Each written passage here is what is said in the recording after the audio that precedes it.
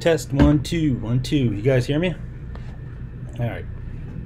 Let's get this show on the road. What do you say? So yeah, I'm going with my laptop tonight and just using the mic that's on the laptop. So let me know if everything sounds okay once you guys see me. I'm gonna monitor the chat with my iPad as much as I can. Looks like the video is coming through. The audio meter is telling me that it's going through, so let's hope everything's working. Just pause this thing and there we go.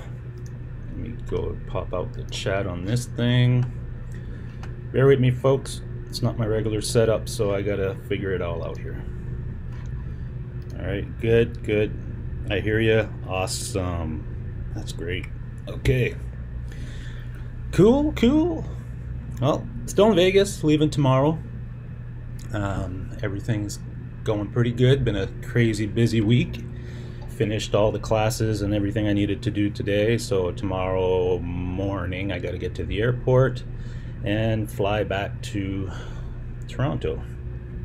So that'll be cool. Can't wait to get home. Not that I don't enjoy Vegas or anything, but I miss home, and haven't played a guitar in, like, what is it now, since Friday. So that's Saturday, Sunday, Monday, Tuesday, Wednesday. That's 5 days without playing, and it's gonna drive me nuts. If you were in Dave Friedman's room, hold on, I'll show that poo. There we go. Shit. Yeah, I'm not in Dave Friedman's room. If I was in Dave Friedman's room, I'd have probably a bottle of whiskey with me as well, and I don't have one of those. All right, let me go say hi to everybody in the chat here quickly, and then we'll get on with what I think everybody's looking to get information on. I almost feel like I'm gonna get tagged with the copyright information guy, which I don't want to be. but I guess that's how it's working out this week. But after this week, I don't know if I'm gonna be diving too far into this for a while. But I did get some information, and it's interesting. I had a little chat with the lawyer guy that was there, the licensing lawyer, after the session was done. So that's always I couldn't ask too many questions to the guys that were there from BMI and ASCAP. There's people around them pretty much after the session, so but I did get a chance to talk to the lawyer. So we will go over some of that stuff. All right, let me just make sure everything's good. Just give me a heads up in the chat too during if anything sounds wonky or anything goes crazy here, because it is what it is. Laptop. It's not my regular setup. So, Michael B, you were first. I'd like to say you win a Les Paul or something, but I can't. I didn't. I'm gonna play a couple of slot machines before I leave tomorrow morning, and if I win big, then I'll go get my Les Paul. If I don't, then oh well. I'll play the Les Pauls I have. How's that? Pooh Ninja, what's going on? Bearded Blues Dude, Brian Stewart, Dan of New Jersey's in here. We've got Alex Radford, Pooh Ninja, again. Okay, Terry, how's it going? Who else is in here? Going down. R2, R3, what's going on? Party, everyone. Just need Jason Wade now, and we can start doing the wave and the YMCA gig.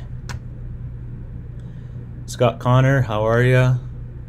Riffmaster Iomi approves. Yeah, that was that's an original song that you heard there in the beginning. I recorded that when I got back into music back in January, so that I would have recorded that in March, and I've got about, I think, about 8 songs that I recorded from March to May or so, when I was getting familiar with the recording software and all that stuff. So I obviously don't have any vocals on those things because I'm not a singer per se. So I don't even know if I'm going to keep those songs that I recorded, because I'm working on a whole bunch of new ones, and that was kind of but there's stuff in it I like that song, and there's, I might use part of that and something else. I don't know. I have to go over everything I recorded last year and see what I want to keep and what I want to get rid of.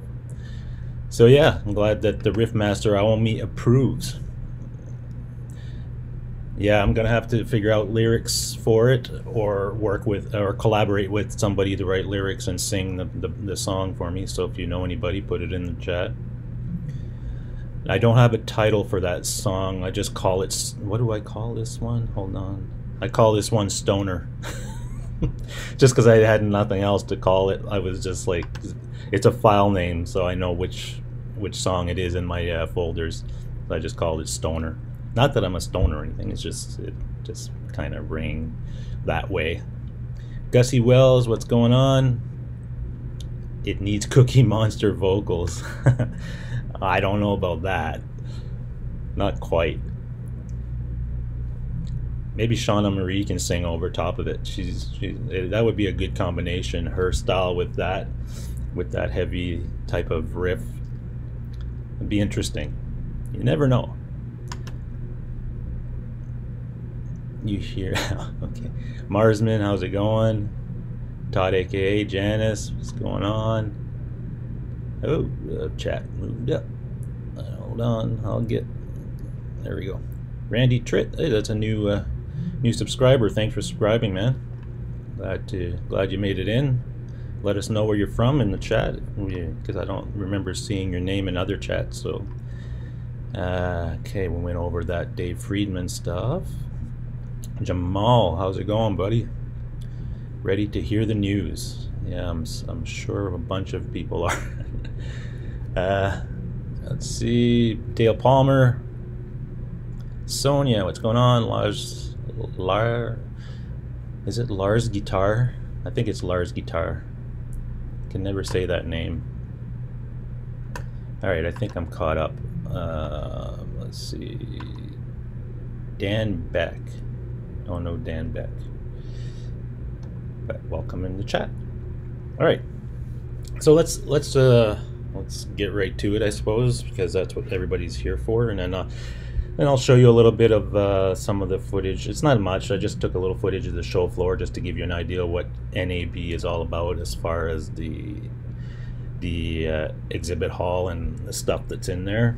I mean, there's tons more footage that I have. I just kind of put this together really quick, so keep that in mind. And so we started the week on Saturday here at the show, which I had a bunch of classes on Saturday. And starting on Saturday, throughout the community that I was speaking to, this whole copyright issue and everything else was pretty high on the list of people's what people were talking about as far as, a hot topic. So anyway, that we kept going, just did our classes and stuff, and then I believe it was it late on, then we got into Sunday, did some more classes, and we heard rumblings that YouTube, Facebook, and a couple of other social media companies, I believe they had a rep from Twitch as well, were going to hold a session to address some of this, because they were hearing from the community, not just guitar community, but a lot of people that do videos that use, I guess they were using licensed content or whatever, and they're getting copyright claims and strikes as well. So the community as a whole was sending a bunch of emails, and it was all over the web, I guess. So they took notice, and they put together this session that happened on Monday. And so I got a chance to attend that, and I did do a live stream on, I think it was Monday, and I can't even, yeah, I did it from my room here, just a quick one, just to give you a little bit of an update. That might have been Sunday. My days are all over the place, because yeah, that was Sunday, because I attended, I did the roundtable with Ben on his show on that night. So that would have been Sunday, that emergency session that they called. So let's just recap what that session told us. they told us on that day that they were getting a lot of publishers and I guess licensing companies requesting that these channels or these videos be taken down or serve notice regarding copyright. And this is ramping up, apparently, from what the social media companies are saying in the last, they're saying the last 4 months, but we've been really seeing it in the last month that you know, it's been ramping up a lot. We've been seeing a lot of activity there. And I guess their case was always that they need to oblige by the laws that are on the books, the copyright laws, the licensing laws. So otherwise they get serious fines if they don't. They can't fight on our behalf because they are basically a portal for us to host. They host content that we provide. So we're responsible for our content. We put it up there knowing the rules and regulations of YouTube as far as their policies, and we abide by that to be on that platform. So that's how it came across to us at that session. With that being said, they realize that there's a lot of shaky ground or uncertain things going on with some of the claims and some of the copyrights. A lot of it is being automated with their systems because they basically said we have millions of you know, people on these sites and on our platforms.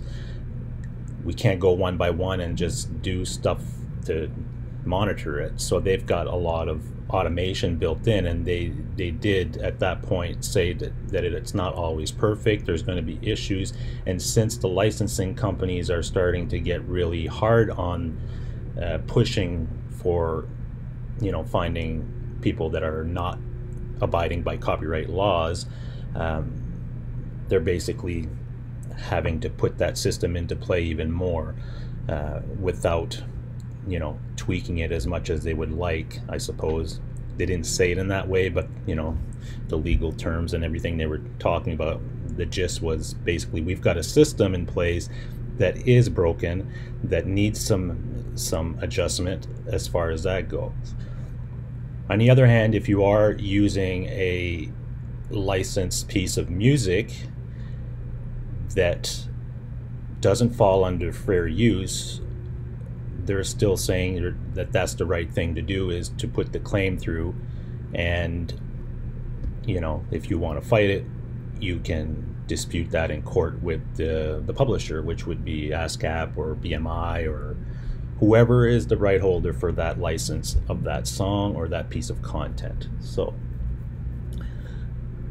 with that said, we understood that YouTube and Facebook and other social media platforms, I guess their hands are tied in a way that they need to abide by the laws. The laws aren't perfect, and that takes me to day number 2.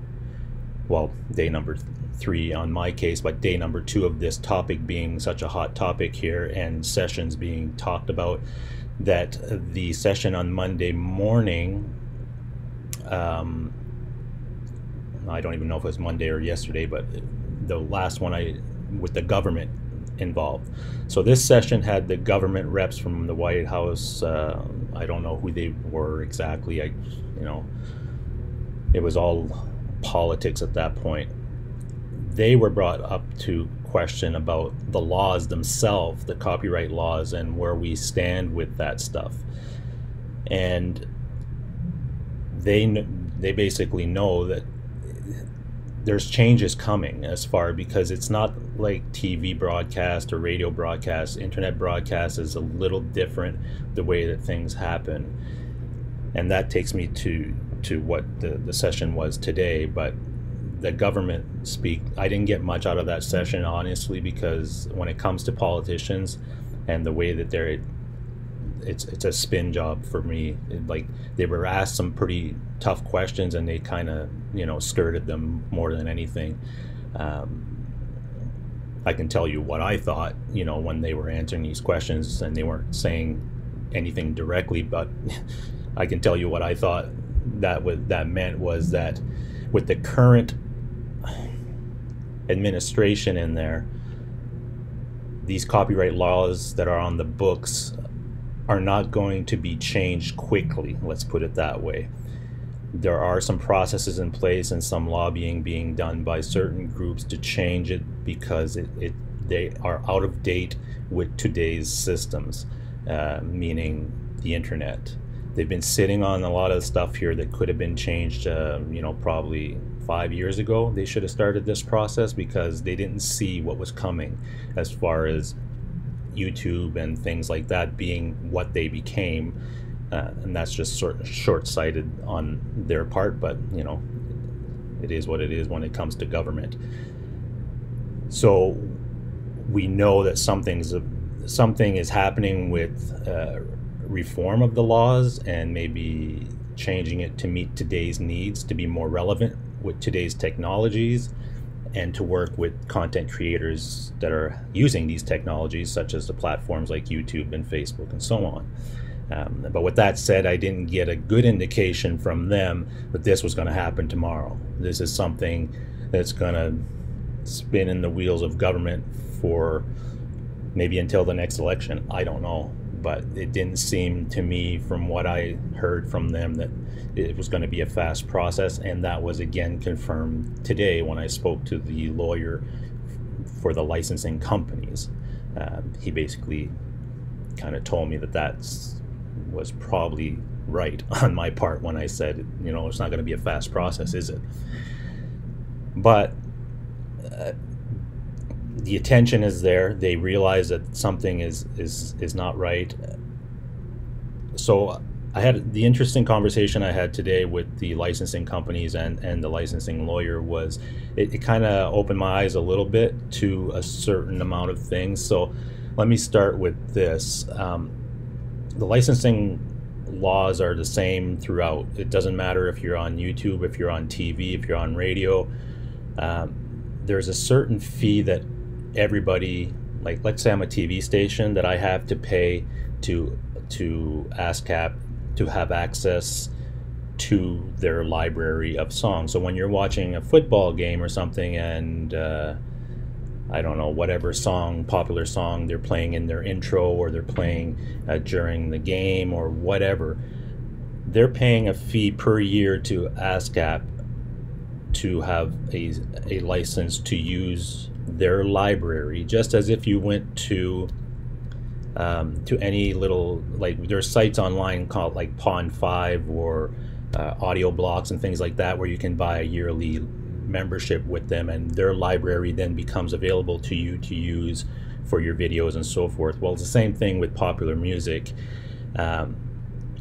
You can buy a license, and that's the same thing with hotels. If I walk into the hotel that I'm in here and I'm walking around the casino and I'm hearing, whatever, Janet Jackson on the PA or whatever, the hotel themselves are actually paying into that license fee.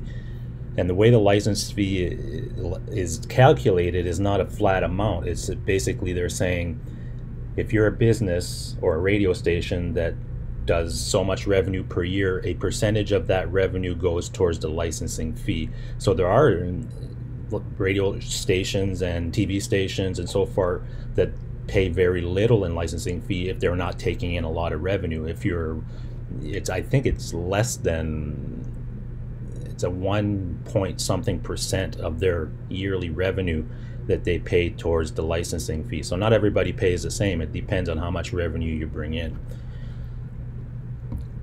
So the question was then asked, well, why can't YouTube pay a licensing fee just as the hotels or any business is paying to use any copyrighted material in their day-to-day business? Why can't YouTube pay its licensing fee to ASCAP or BMI or SOCAN or whoever the licensing people are?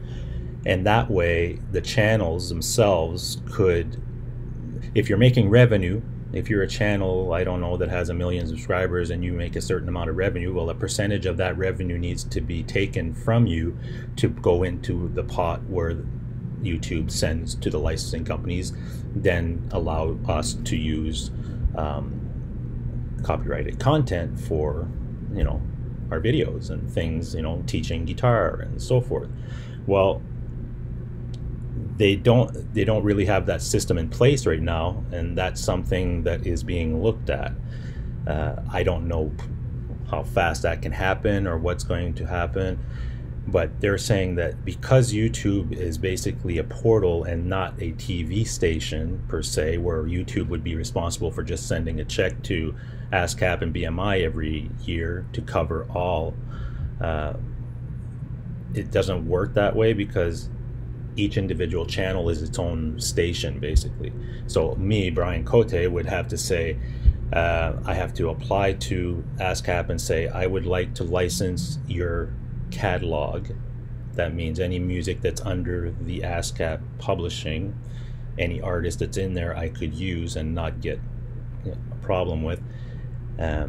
There's no way for me to do that right now through YouTube. So I can't go and say to ASCAP, this is what I want to do, and you can take a percentage of my income. If I make no income, which I'm not on YouTube, right? I'm not monetized, or I don't have enough subscribers to even worry about that, then they wouldn't get anything. And a channel like Rick Piero or whoever, Phil McKnight, whatever, would have the same option to send, you know, part of their revenue per year to ASCAP and have access to that library. But there's no such system in place for the YouTube world yet. And that was the big discussion today when it came to licensing songs and using copyrighted content. So maybe that'll happen, you know. And what the lawyer told me today, that he said there's nothing stopping me personally contacting ASCAP or an artist directly if I want to, and saying I would like to license this library or this song, how much to do that or whatever, and working out a deal with them directly. And then you pay them if you agree to the terms, then you have access to use that. And what happens at that point, you can get your channel what they call whitelisted. And if your channel becomes whitelisted through YouTube or whatever, that just means that YouTube knows that you have an agreement with ASCAP or BMI to use that library. Then you wouldn't be getting copyright strikes. Because your channel would be in a separate database saying, you know, when the bots are looking for all the songs and everything, they're not going to look on your channel for those particular things because you've got a license for it. So that's the system I think that's coming, maybe to resolve some of this stuff. It's either going to be a model where YouTube has a deal with these licensing companies as a whole, and every channel on YouTube that is monetized and making money would have to contribute to that pot or whatever. So I'm sure YouTube knows how much revenue per year it makes as a channel, or how much every channel makes, and they would have a total of that, and they would take a percentage, and they would say, well, anything on our platform can use the library from ASCAP moving forward as long as these fees are paid. It's just like a radio station. A radio station needs to pay a certain fee per year in order to broadcast. Where it gets tricky with YouTube, and again, I know this is long and it's complicated, and trust me, it's been a week that's been very informative for me, but also very confusing with a lot of legal things that I'm not a lawyer, I'm not involved in any of this stuff, I'm just trying to understand it like you guys. But where it gets tricky for people like us on YouTube, as opposed to somebody that's running a radio station and is licensing, think of it this way: when you're listening to radio, you are in your car, whatever, you're listening to radio, you've heard the song, you've heard it, it's gone, that's done. If I'm on YouTube and I record a video and I use the song and I put it on YouTube, it lives on my channel. So that means that people can record it, download it. And that question came up regarding podcasts as well, because podcasts are going through the same type of thing, where if you have a podcast and you're playing licensed music, you're probably going to get taken down fairly quickly. And that's not because a podcast can buy a license just like a radio channel can. But because a podcast is not well, it's technically streamed, but it's downloaded to your device. That person now has that song. It's no different than when we were kids and we would take a tape deck and we would record the song playing on the radio. I mean, there was nothing that they could really do about it. They could technically, if they wanted to, find you and bring you to court for ripping off music off, but you know, that never really happened that I know of anyway. But that's what they're struggling with right now, because it's a downloadable format. It's basically saying, yes, you're buying a license to use it in your content, but now people can download it at will once it's there. And that's what they need to come up with, a system or a formula or something that's going to make it fair for everybody and still get the artists paid for the amount of plays or downloads or so forth. So I think there's still a lot of work that needs to be done in this world that we live in as far as digital and when it comes to music licensing. But at least now it's on the radar and it's pushing forward. People know that this is an issue.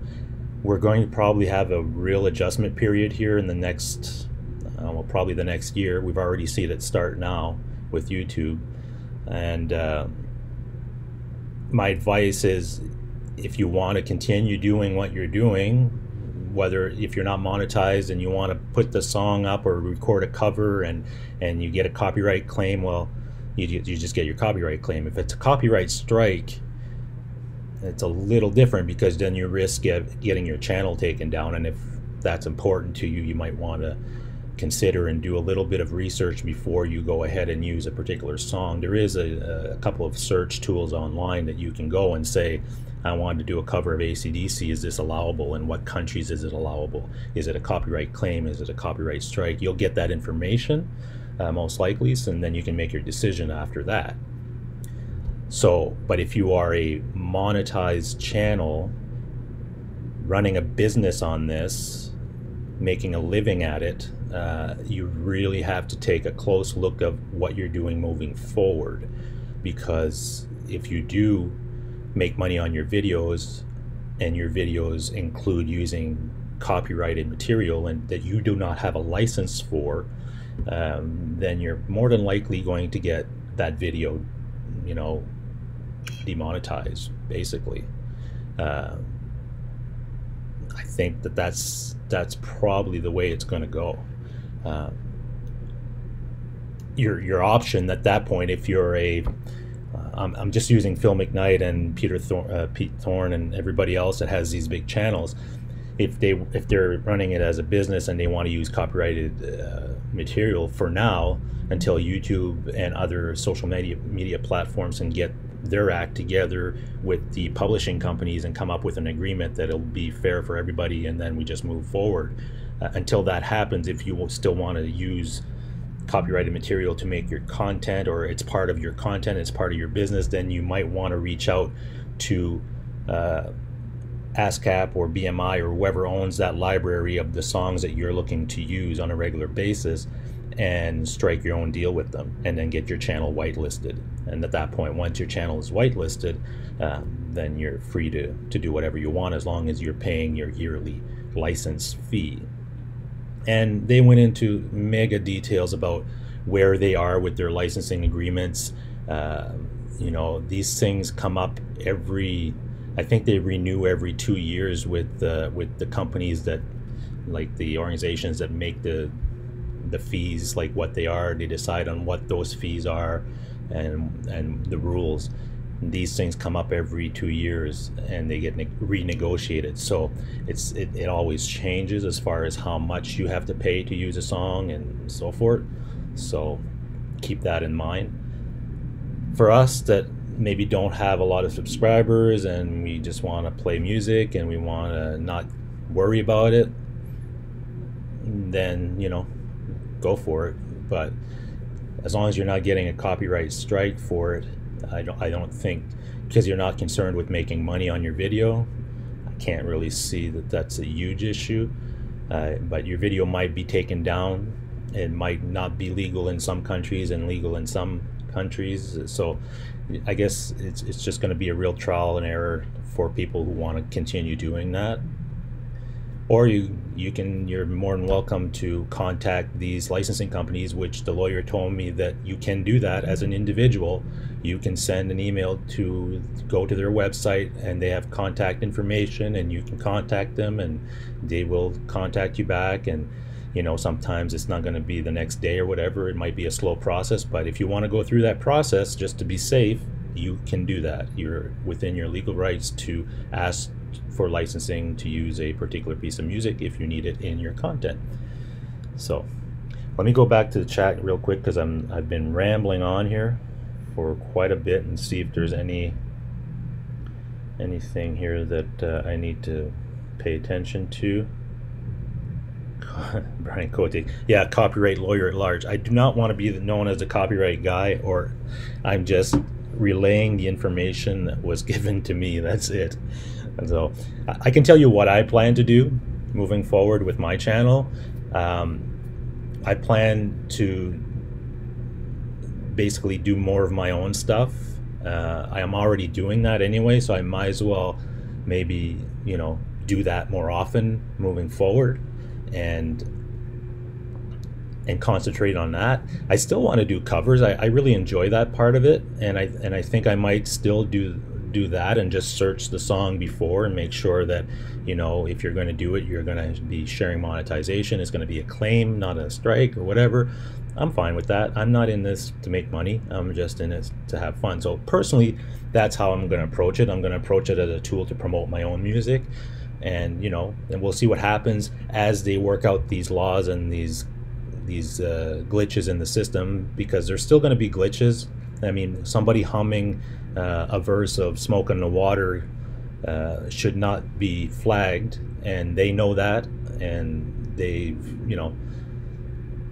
going to have to tweak their system and really work on it, because a lot of the stuff we've been seeing in the last couple of weeks has not even been the bots. It's been the publishing companies hiring teams of people looking at the channels and basically contacting YouTube saying this is a violation, this is a violation, this is a violation, and YouTube then going and taking those measures to claim or strike these pieces of content.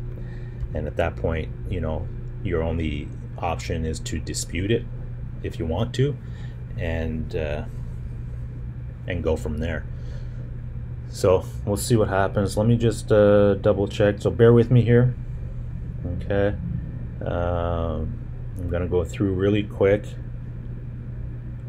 I'm sure the licensing law for license. Let me see.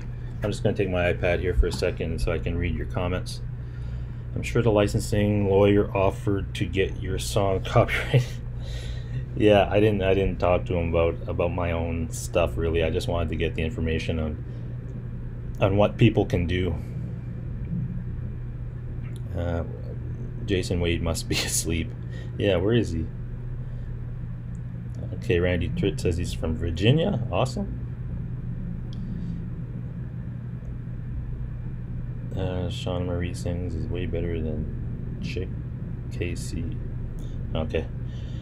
All right, so let me just see if there's anything in the chat that I need to address, and then we can talk about some other stuff, because there's other stuff out there other than this stupid copyright thing, right? And it's just weird that I come to this conference and I had no idea I was going to be thrown into this discussion here, because before I left I kind of knew there was stuff going on and I wasn't really paying attention to it that much, and then I get here and it's like, topic number one for everything. I thought I was coming here to focus more on, oh, here's a new 8K camera and here's some VR technology, and I did see that stuff, but I ended up being friggin' part of this whole discussion. But I'm fine doing that. I guess I was at the place that all this stuff was happening, so I took advantage of getting as much information as I could and sharing it with you guys. So let's see. Okay. If I miss some of your comments here, give me a minute. I'll catch up. Todd, aka is in here. Johnny Bean, what's going on? Scott Connors says, wouldn't it be nice if said companies pushed 100 as hard to ensure the artists get paid? Yeah, I mean, that's a whole other discussion, right? The artists themselves are represented by the licensing companies that own, that take care of collecting royalties for these artists, and they're doing their job and they're going to enforce it. What really has been happening with the internet is a lot of people were standing on the sidelines and they were waiting, just like the whole thing with Napster. When that happened, the music companies didn't pay attention then either, and they had to really ramp up when they saw what was happening. And it's happening again with the whole social media platforms being what they are and how people are using them.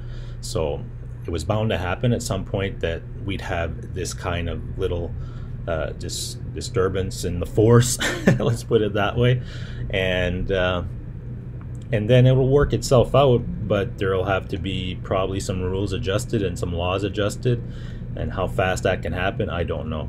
So this will be a huge issue in 2020. Yeah, I'm sure it will be. I don't know.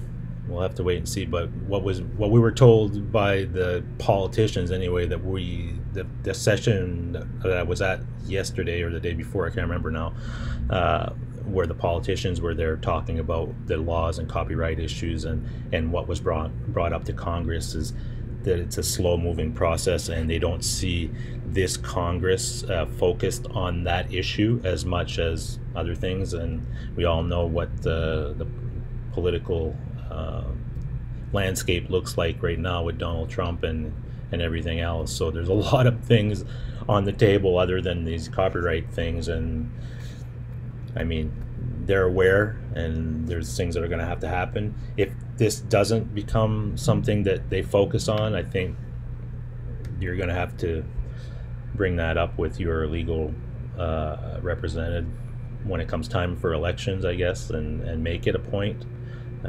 But they definitely know about it. It's on the radar, and from the National Broadcasters Association here, they're addressing it. So, but it's probably going to be a slow process. The mouse and the lion are locking down the content as we migrate off the big three networks.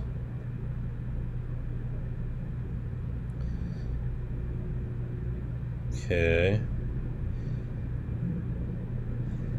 Seems pretty complicated to play just a few covers, yeah.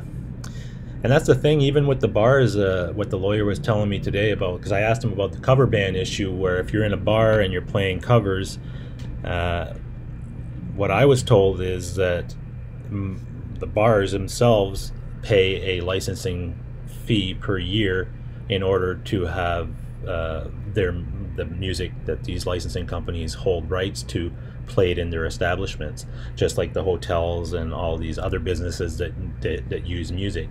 And if they're not paying, and they're somebody, because they have people going out to these bars looking once in a while to, maybe they're just scoping it out. Okay, here's a bar, they're playing live music, we're going to go in and see if this bar is actually paying a licensing fee per year. They have all that stuff on record, and if they're not, they can get fined pretty big. So for the most part, I think that's what's happening with bars. I played in bands all my life, and I never even inquired about that. I just thought that we were just going in, playing our songs and playing some covers, and that was it. But apparently the bars that are having covers, or they're playing music just off their sound systems or whatever, they need to pay a fee to be able to do that. So, and I think most of them probably are. I never asked my bar owners or people that I played or worked for about that stuff. I wasn't really concerned with that, but I'm pretty sure that's what's happening. Now, as far as playing in a cover band now and going into a bar and recording it and live streaming it, it's just like recording a piece of content. You need to have a license in order to put that on your channel and broadcast it. So keep that in mind. and you might get a claim, or you might just get the video taken down. Who knows? Like, at this point, it's YouTube is not going to take a risk, because apparently the fines are super crazy. And even though we're talking about Google here, who has endless amounts of money, and they're not willing to take that hit for these copyright laws. So that's what we were told anyway. They're willing to go to Congress and to rework the laws and come up with an agreement that makes sense for everybody, so that content creators on their platforms aren't affected, and their platforms can continue growing. Because at the end of the day, that's what YouTube and Facebook and all these people want. They need these platforms to grow and have content, otherwise they die and the advertisers go away, and that's how they make all their money. They need the advertisers to be on those platforms, and the advertisers want to be where the content is and where people go to consume that content. So rest assured, they're going to bat, and they're going to try to change this stuff. But I can't tell you when that's going to happen, or how fast it's going to happen.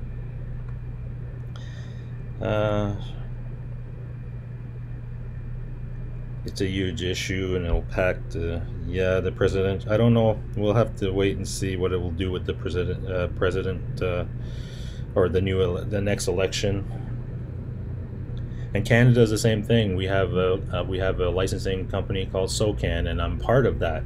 My music that I wrote, back in 2000 to 2007, those albums that we put out, they're all registered through SOCAN, and I get a royalty check every quarter, and that's how that happens. They monitor wherever my song is played or downloaded, or if it's on iTunes or Spotify or whatever, and I get a percentage of that, because these companies are paying licensing fees to SOCAN in order to have that content on their channel. Well, I don't get much, trust me. I get like pennies. It's kind of silly to the way it works, but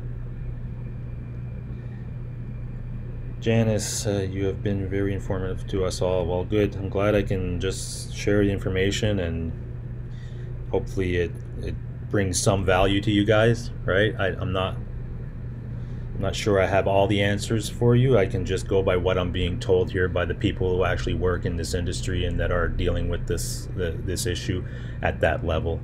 And I got to take their word for it that this is what's happening, and this is why it's happening, and this is how it's going to be resolved. And it's still very much the Wild West out there when it comes to the internet and broadcasting over the internet. Live streaming itself is still relatively new, even though, okay, we say we've been doing this for the last 10 years on this level, or we started, like YouTube started in 2007, and there was not really live streaming or anything like that. It was just, a little site where people uploaded videos.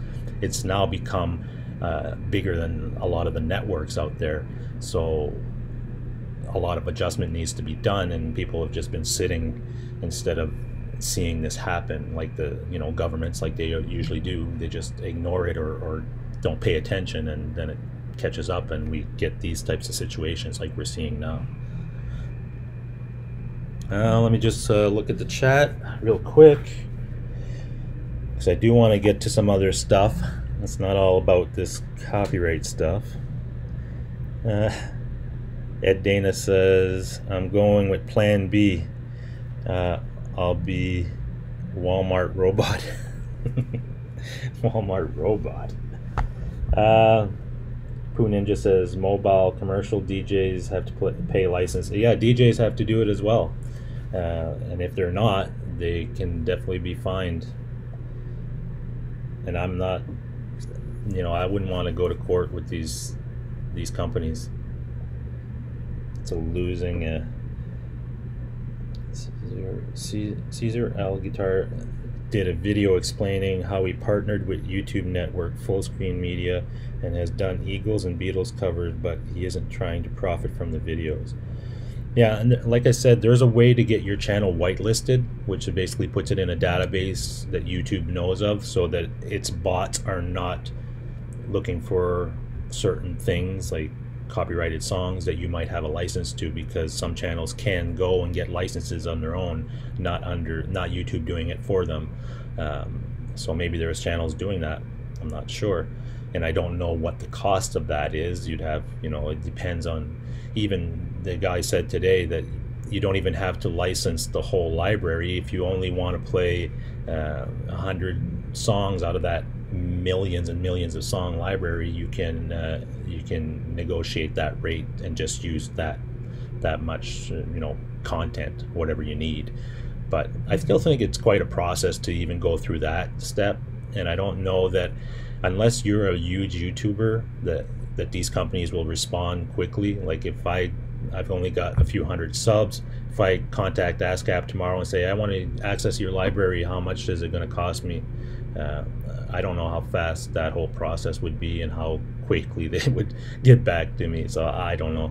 But if you're a multi-million subscriber channel, and there's probably more chance of getting further down the line with those licensing companies, I suppose. Let's see. Sonia is learning. Would you like fries with that? Brian Stewart says, I could care less about getting straight, never going to be monetized. It's the guys who teach lessons that I'm concerned about. Yeah, and I mentioned that to the guy as well. I said, listen, there's a fair use when you're teaching and using it as education, or that type of a scenario, and what they're struggling with, that old thing, is not that it's not being used for that purpose. It's that, how did he say it? It's that under current copyright laws, you're using that content and rebroadcasting it. It's just like when you watch TV and says this broadcast cannot be rebroadcast or whatever. Well, it's the same thing with these songs. And what they're finding, if I'm a channel and I'm teaching you a song and I'm not making any money on that, maybe there's no problem. But if I'm a channel that makes its living at teaching these songs, and I'm using that material to teach people, well, I'm making money, I'm recording, and I'm also rebroadcast. I'm actually making a physical recording of that lesson, and it's not, after the lesson's done, it's not over. It stays on the internet and other people can access it and so forth. So there needs to be a licensing fee attached to using that material. I guess maybe that happens with textbooks and all kinds of stuff that people use as teaching materials. I don't know, but that was kind of like the gist of that discussion with him today, was that these channels, this is their business and they're making it money on it, and they're recording. The recording part is the sticky part with that stuff. Ed Dana says, yep, and I've had claims for background music. Yeah, and I would say this about all of this as well, is that the systems need to be tweaked to where, if you've got a music, I guess a song or something playing in the background, or like I said, humming a song, or really ridiculous things, that some of that stuff needs to be adjusted so that people aren't getting flagged for stuff like that. It doesn't make any sense. We'll see how far that gets and how much they can tweak the systems and still make the licensing companies happy with whatever they decide to do. So it's going to be kind of a wait and see on that one. But definitely what we got from the social media companies is that they realize that their systems are broken as far as when it comes to copyright. It's still not correct, and it's definitely making some wrongful claims. And what they told us anyway, and I don't know if that's happening, if somebody like Jared Dines gets a claim for humming part of a song, and he sends a dispute about it, they're supposed to revoke that claim or whatever, because they know that it was a mistake, that the bot actually claimed that. I don't know if that's happening, but from what I was told from them, that's what should have happened in that scenario. Now, whether or not it is, I don't know. Let's see. The surface, Dale Palm is Dale Palmer says the service he is using doesn't have the rights to all the songs, but there are quite a few that others have been blocked covering. Okay, well, I'm not familiar with that. What Caesar's agreement is, or who he's dealing with for that. That might be a good question that he could answer and maybe give us some insight on how he's doing it. I don't know. Let's see. I think people, Lars Guitar says, I think people will still teach covers even if they don't make money. Yeah, and I'm sure that will continue happening. I mean, it depends. If your channel has, that's part of it, it's teaching these songs or whatever, then that's part of it. But if it's the only part and that's all it is, then you're going to lose a lot of monetization that you were previously making that you won't make anymore. And if you're okay with that, and the other content that you're providing is meeting the copyright laws or whatever, and you can still monetize that stuff, maybe you're fine. I don't know. So I'm just going to go down I'm going to go down to the end of the chat here, and we'll move forward. Brian Stewart says, I got my claim because I had music playing in the background under my talking. Deep Purple, Godzilla of all things. Now if I played that, the bot probably wouldn't catch. Yeah, or just play the stuff really bad and they probably won't bother you.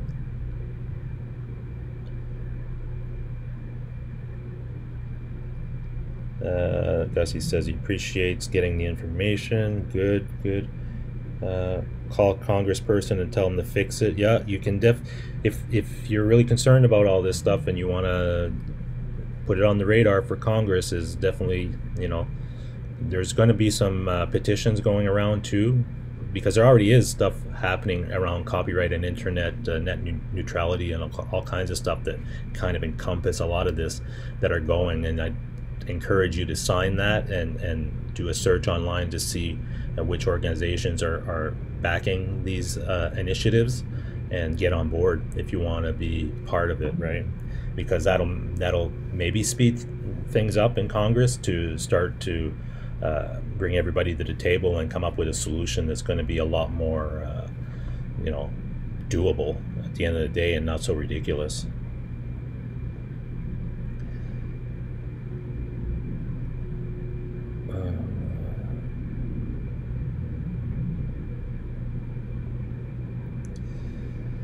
Dan of New Jersey, I'll see if I can answer your question. I'm not sure. You say, since monetized stations are essentially financed by advertisements, why aren't they on the hook for the fee, since they benefit from the channel's content, from the content of the channel?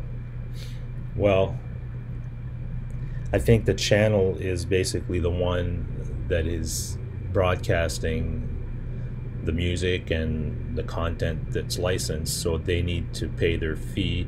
They get their revenue from the advertisers. So I don't know if I'm answering or if I'm hearing your question properly, but that's that business model, right? So I'm not sure that having financed advertisements on it matters, because that's the revenue coming into the channel.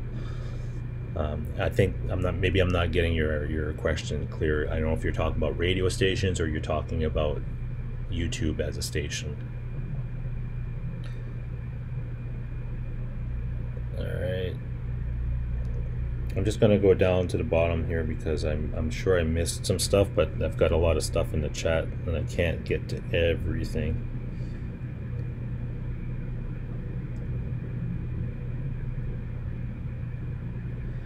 Okay, just bear with me.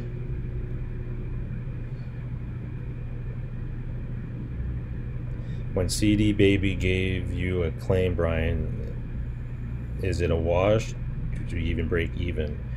Well, see, because when we published our music back, those CDs that are with CD Baby right now, we were with a record company, and the record company basically at that point gave the digital publishing rights to CD Baby, and that's who we use to send our stuff to iTunes and Spotify and so forth.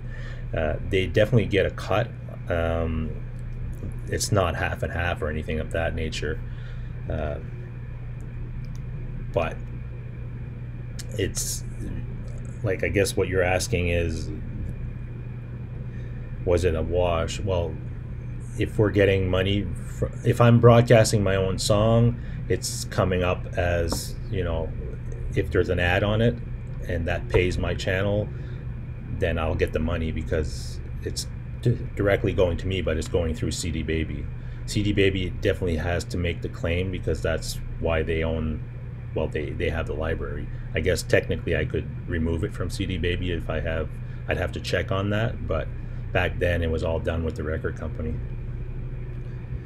So I don't know if I'm answering your question either. Like, does it break even?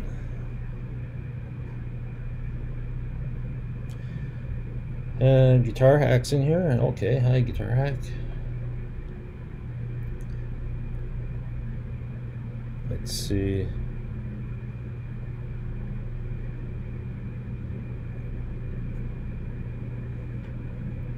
We're such small percent of YouTube's were an afterthought. Yeah, I mean, if our channels are pretty small, and I don't know if that really matters. It's still, if you're putting a lot of effort into making your content, like I've got a small channel, but I put in quite a bit of hours. If I'm doing a cover song or something, I'm recording it, I'm doing the video for it and everything else. If I put it up there and they just take it down, then that's a lot of wasted time for me, because I'm putting it up to, you know, share and build my channel. Whether I make money on it, I don't care. It doesn't matter to me at this point. But if they take it down, or it becomes a copyright strike, and then that goes against your channel, I believe if you get 3 of those, your channel gets deleted. Then that's a lot of work I put in for something that, you know, really goes against what I'm trying to do. Let's see. Brian Stewart says, playing a song on an instrument and recording the actual song of licensed material and replaying that on YouTube should be 2 different things. Yeah, I agree. Humming a few bars is ridiculous. Yeah, really. Well, that's what I mean. The system isn't perfect, and hopefully with all this attention that we're, you know, putting out there regarding that and everything else that's been talked about this week at this conference with the companies themselves, that hopefully, you know, speeds things up on their end and fixing their bots and their algorithms.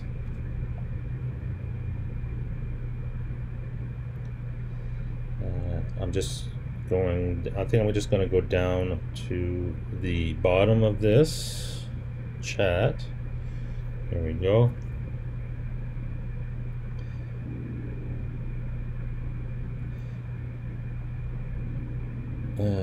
Play the real song. That's right.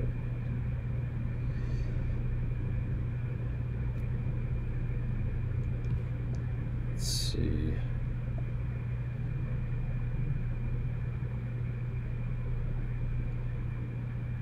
Yeah, I don't know who this Pantera guy is, but thanks, Guitar Hack. I don't know what he said. I guess I missed it. But anyway, so that's where things stand right now. Keep doing what you're doing. If you're really, really concerned with your channel and don't want to risk losing it with strikes, do a quick search on, I think if you go in your admin panel, you can do a search. I think it's under copyright or something, to see, just put the name of the band or the song you're looking to use in your video, and it'll tell you whether or not it's allowed or not, or if it's going to be a claim or a strike or shared monetization or whatever that is. If it's not a strike, or if it says it's not allowed or whatever, then don't use that. If it's a strike, or it's, you know what I mean. But if it says just shared monetization or whatever, you can go ahead and don't be too concerned with that. If you're a big channel and you're making a living out of this, then definitely, you know, think about what you want to post out there if you're going to use the copyrighted material for now, until they figure out what they can do when it comes to licensing in general on all social media platforms. And if you want to pursue your own licensing deal with the companies, I would highly suggest that you contact the licensing company. So you'd have to do a search on the artist that you're looking to cover or use in your videos, and that'll tell you who holds a license for that particular artist, and then you need to contact them and then ask about, you know, what it would cost to license that material. And if you get that done, then you will get your channel whitelisted on YouTube for that particular library, and you're good to go. So that's what I was told today as far as the legal aspects of this. Now, it's quite the step to take, and how long that takes to get through, I can't tell you. Not something I plan on doing anyway. Alex R says, what time is it over there for me? For me, it's, what time is it here? Hold on. Where's my phone anyway? It's 8 o'clock. It's 11 p.m. Yeah, it's 11 p.m. Eastern for you guys, so it's probably late. Guitar Hack says, what did I miss? You'll have to watch the replay, Guitar Hack. I'm not gonna go over this whole friggin' thing. I'm kind of tired of talking about it, actually, because I've been in it all week with the community that's here, and all these sessions and everything else. So Gussie says, fees. What are you asking? How much are the fees to license? Is that what you're asking? Just let me know. Alex R says, have a great evening. It's 5 a.m. for me. Just got back home and going, wow, you get home late, Alex. Well, have a good night, Alex. Thanks for jumping in. Thanks for jumping in. Tarek, it's not sounding good. YouTube is deferring to the licensing companies if you want to fight them.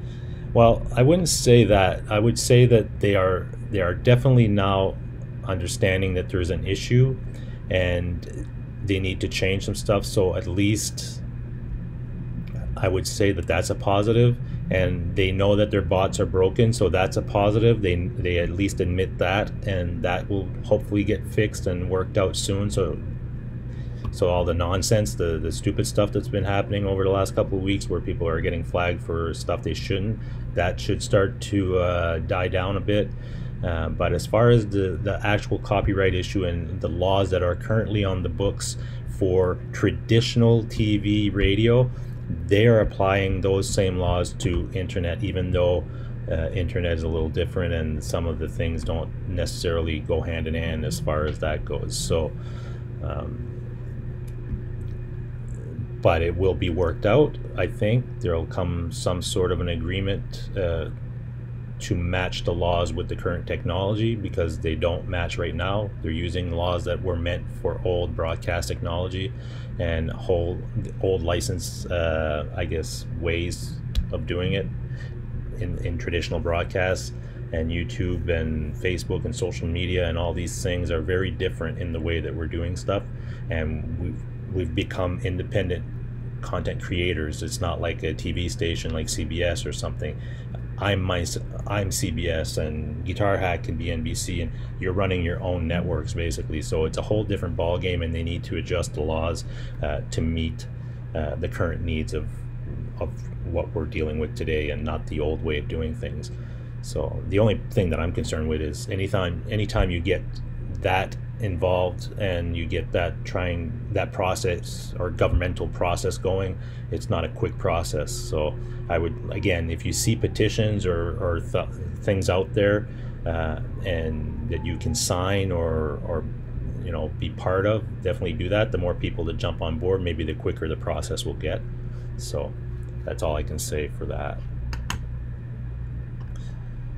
But it's not all negative. I did get some positive vibes from people that want change and that realize that the system is broken. So at least I'm feeling a little bit better on that. It's not just, well, you're out of luck. Either you do it this way or you're done type of thing. Funny thing though, I did speak to the guys from Vimeo. I spoke to a Vimeo rep today, and I kind of said, how is your system managed when it comes to copyright? Do you have bots that go out there, and if somebody hums a part of a song, and they're quite different. You wouldn't get flagged for a lot of the stuff you're getting flagged on YouTube if you were on Vimeo for some reason. I don't know if because it's a paid service. He wouldn't go into very much detail. He was kind of, off the record with me on that one, and I didn't say this was going to be on the record, but I said, because I really wanted to know their portal, if I can have subscribers, and if I go live, do they get notifications? And it's a different system. Vimeo is like YouTube, but different in a lot of ways, and the copyright things are a little different. It's funny, and I do have a Vimeo account for work, and I think what I'm going to do in the next couple of weeks is I'm going to post some stuff on there that I know would get a copyright strike on YouTube, and see what happens on that platform. And I'll let you guys know, but it's funny. It might be, YouTube's bots are very aggressive because they are Google, by the way, right? So they're getting hammered by the licensing companies. These smaller portals that are out there where you buy a subscription and you pay for a certain amount per year and you post your content up there, I don't think they're getting scrutinized the same way. They might get to that point if it gets, if they find out more about it and they want to pursue it, but from what I was told, that wasn't the case. So I'll test it out and I'll let you guys know. Todd says, what if one of my tunes gets flagged by a bot because it sounds like another songs that I've never heard before? There's a million songs that sound different lyrics and tempo. Yeah, I don't know. I think you definitely have a claim there for yourself to fight, and I don't know.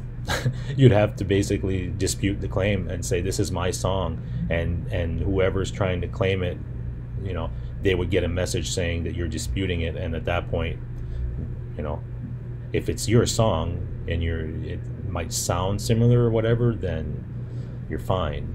I don't think it'd be an issue, but I don't know. We'll have to wait and see how much that scenario pops up and what people do.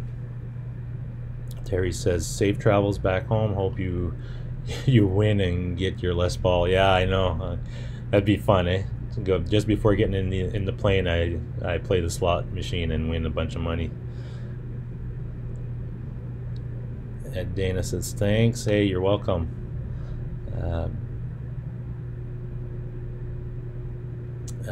Guitar Hack says, Brian Stewart, let them keep hitting me with claims then. Yeah, I mean, if it doesn't affect you, your channel, as far as you're not concerned with money, you're just concerned with keeping your channel up, then yeah, just keep going. Just if you do start seeing strikes, then start paying attention to those, and maybe make an adjustment.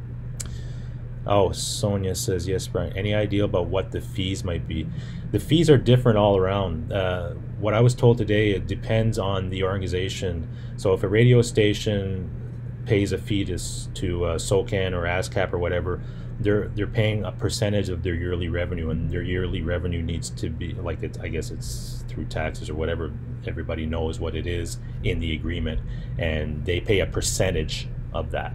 So there are radio stations that don't make a lot of money compared to the big radio stations, and they would be paying less for the same licensing fee. It has to do with the revenue you take, which makes it, it would make sense to me that if I had a huge channel and I was making, I don't know, if I'm making $100,000 a year running my YouTube channel, that a percentage of that could be used to go to a licensing company where I could use that material. So that's the way that traditional broadcast works as far as how they pay their licensing fees, but we don't have such agreements with the online community yet. The other thing is they need to decide on, because again, radio stations and TV and stuff, even though people can record stuff, it's not that type of medium. It's like you're playing it, you're streaming it almost. You're not having people download it to their phone and keep it forever, or an app that downloads stuff like podcasts and stuff. So that's where the gray area is, and that's what they're trying to figure out, because they need to adjust the licensing fees to I guess incorporate that aspect of it. It becomes crazy complicated when they get into the real legal aspects of all this. So that's what that's how they work their fees in traditional broadcast anyway.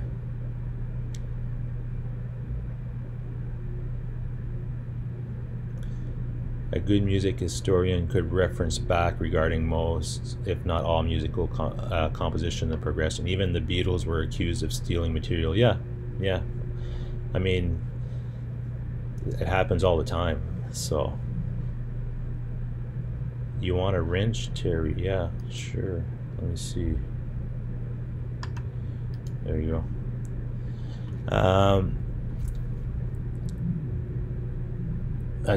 Brian Stewart says, I just don't see YouTube going to DC, stepping up to the plate with the big bat for guitar channels when government already kicking around the idea of breaking Google up. Yeah, but it's not, and again, it's not just the guitar channels, it's affecting everybody. There's tons of stuff going on out there right now, so it's not just us, it's the whole community as a whole. Whoever is a content creator is being affected by all of this. Dale Palmer says, for those interested, Fullscreen Media is a company that has been used to get you the rights to post many songs. Okay. Yeah, if you have any resources for people to go to get licensing, or to get rights to some of this material, definitely post it in here and let people know. R2 says, we are little people that play guitar, and like Ozzy said, no more tears. Absolutely. Guessy Wells says, that's YouTube's plan, become a paid subscription model. I mean, I don't know. Who knows what the future holds with that? They're in this to make money, not to, not to give us a platform to post content. That's not their main objective. They're looking to monetize, that's for sure.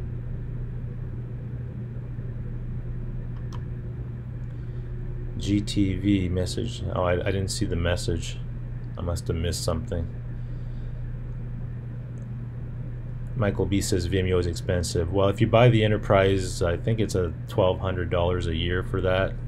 But I think they're coming up with better plans for non-enterprise, but you might have less features, because they've just started doing live streaming not too long ago, so they're still building as far as a platform, especially when it comes to live streaming.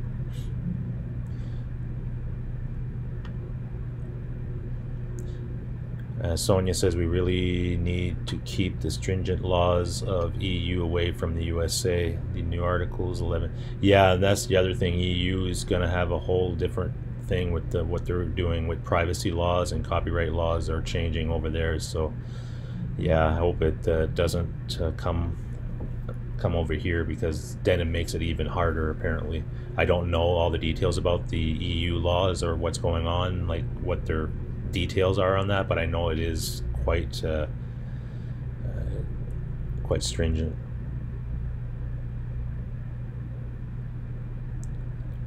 Guitar TV. I don't know what Guitar TV said. I missed it. Oh, hold on. I can. Oh, okay. That's all right. That's okay, Terry. You don't need to hide those messages.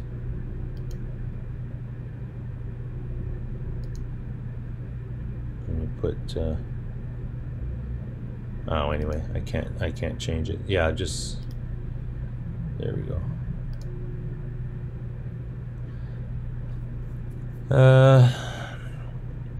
The thing that sucks on YouTube, if I write an original tune, someone will... No, because, well, R2, if you write an original, what I plan to do is when I write an original song and I want to use it, or once it's ready to use for any purpose, I'm going to register it with, I'm going to look into DistroKid.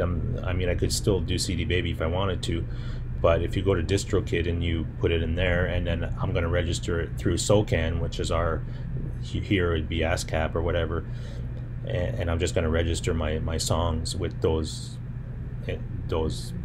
agencies, which is basically what all the bands that right now are claiming copyright claims and all that have done in the past.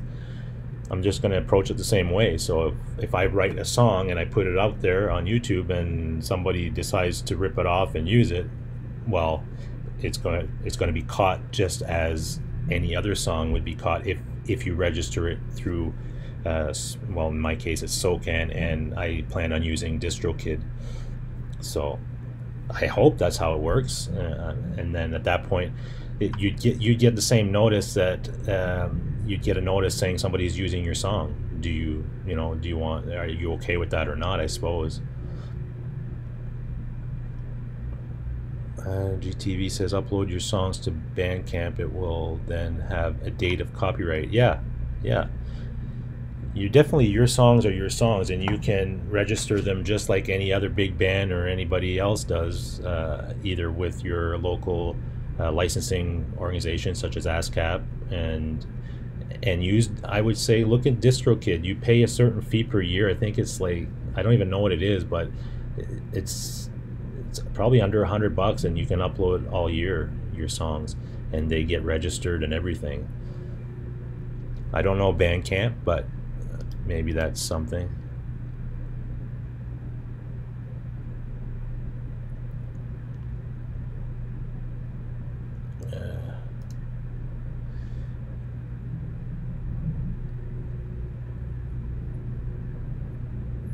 No, GTV's okay. He's okay. He's okay, Terry. Missed it, Terry. Cheers.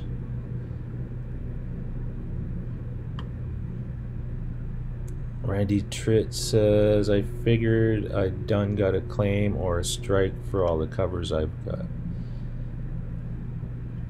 Yeah, I've done covers in the past year, and some of them got claim and some didn't, and I don't know if the bots caught all of them. Like sometimes when I do a cover, I do a video and everything with the cover. I just don't post the cover. I have a maybe a cool little intro with some, it could be like ambient noise or wind or something, and then it goes into the song, and maybe that intro is enough to throw the bot off, that they don't see the, like it bypasses the rest. I don't know how their bots really work, how long if they look at the full wave file and then they take part of it, or they look at a certain intro part and they move on. I don't know, because I've got some that are covers of pretty big bands, and I never got a claim on them, and some of them I got a claim right away. So it's not a perfect system for sure.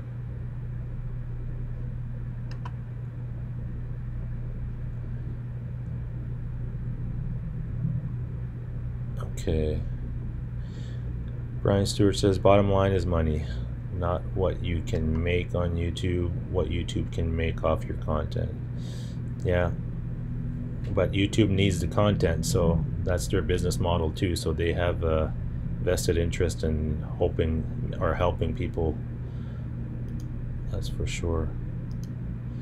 Terry, I don't know what you're modding. Brian, no, he's not. He said, I begged you for the mod. No. Play nice, folks. Play nice. DistroKid is most flexible and easy and very affordable. Michael B says, yeah, that's what I heard. I don't use it, but I definitely plan on using it moving forward.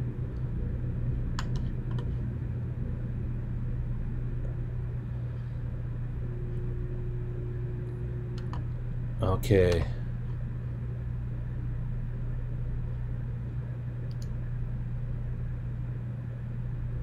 Okay, Terry, I gotta remove your mod for a second here because everybody's freaking out. I don't know what happened.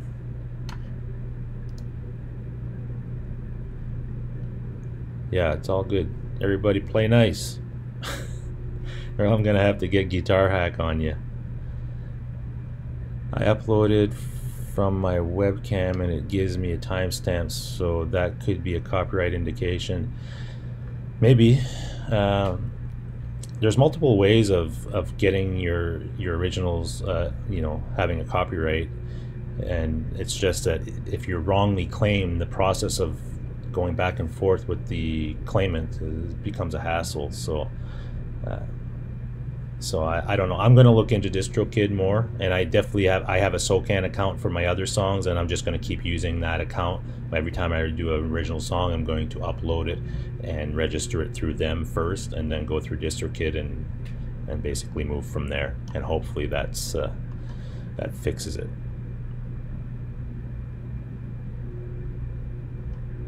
I've noticed I was being nice when I mod and give a lot of slack. Yeah, I don't know. I missed that part, guys. Sorry.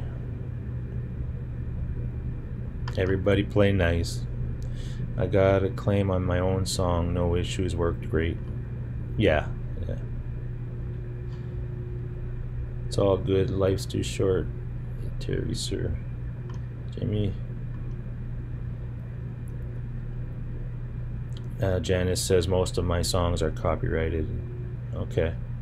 Yeah, let's keep it positive, folks. Thank you for the info and making me feel welcome to your channel. No problem, Randy. Anytime. You're all welcome here. It's just a fun channel, and we want to make it as informative as I can when I do get information like this. I'm just fortunate to be here this week when all this stuff is happening, and I took advantage of getting that information.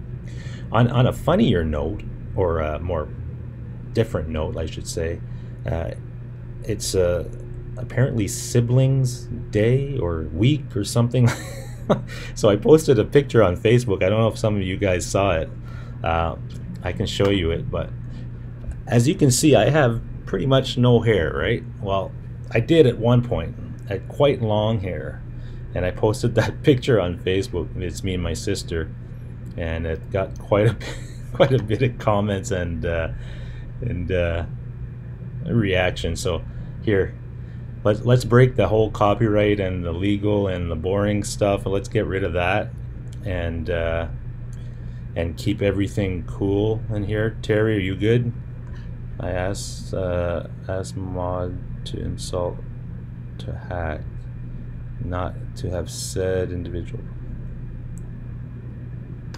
I don't know. I missed something, but everybody say you're good, and everybody's good. And here's a picture of me with super long hair with my sister. There you go. How's that? Maybe that'll lighten things up a bit. Dan Beck said, thanks for the info, Brian. Awesome. Let me know when you guys see this picture.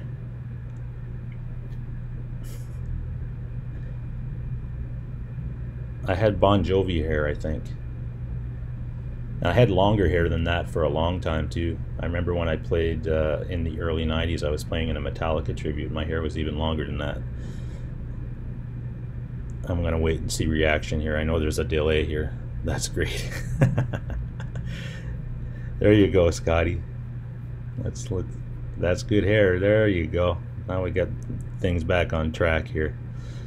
Thank you for the info you've given us. Everyone is getting a little uptight with all the bad news. Yeah, let's keep it in context here. There we go. There, perfect. That's an oldie.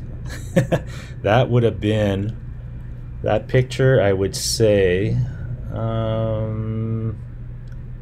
87, 88, I think, that picture. I would have been 17 or 18 years old at that point.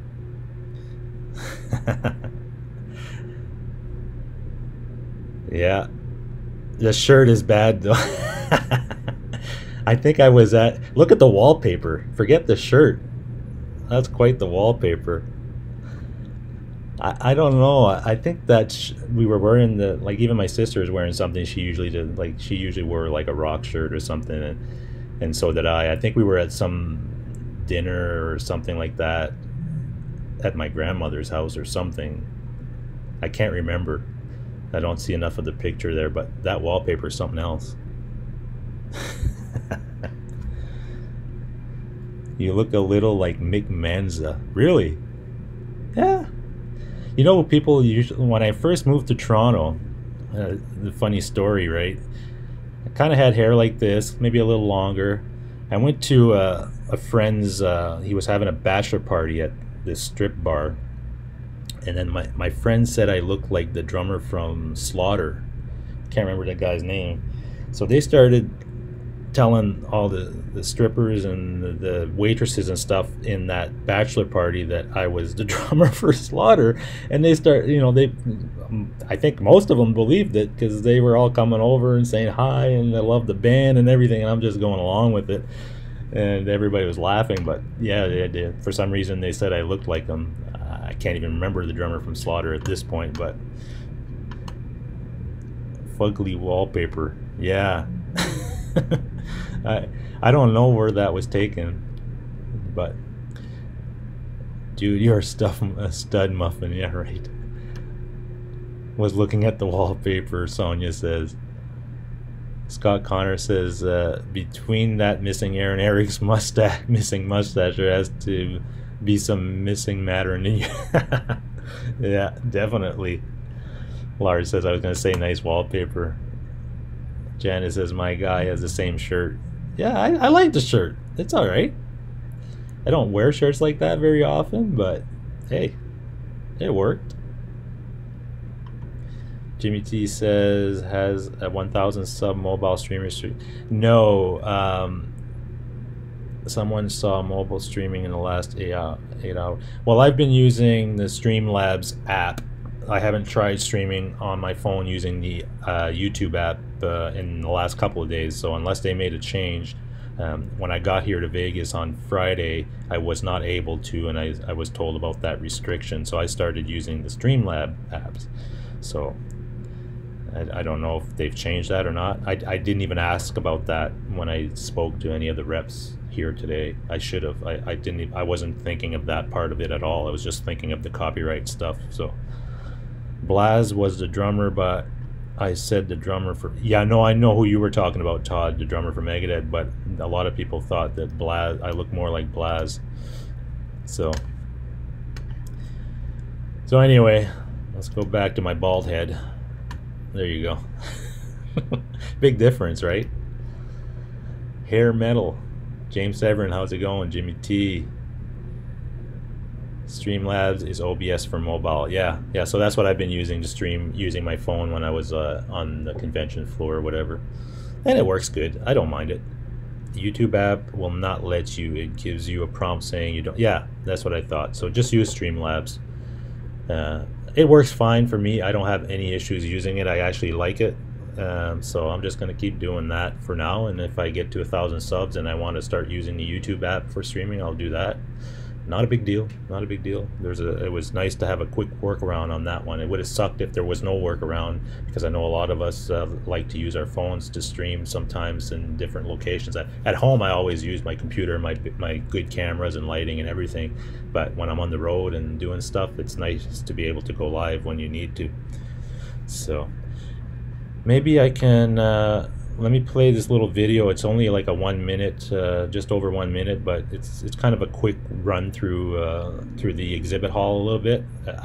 Only part of it. I didn't have a chance to really go through all my footage, and it doesn't cover everything, but it gives you kind of a quick look at what the exhibit hall and what NAB is all about. So let me do that. Here we go. Let me do this and this.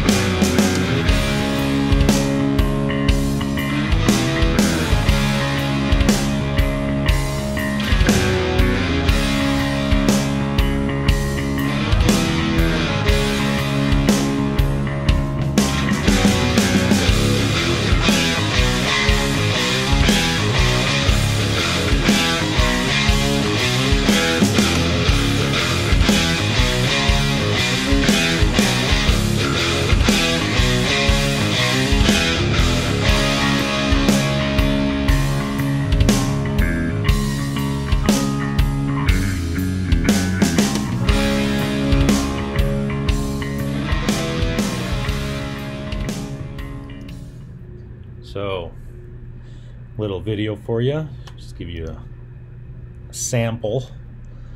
There's a lot more than that, but I just didn't have time to go through all the footage. I just kind of quickly threw something together so I have something to show you. I gotta jump out.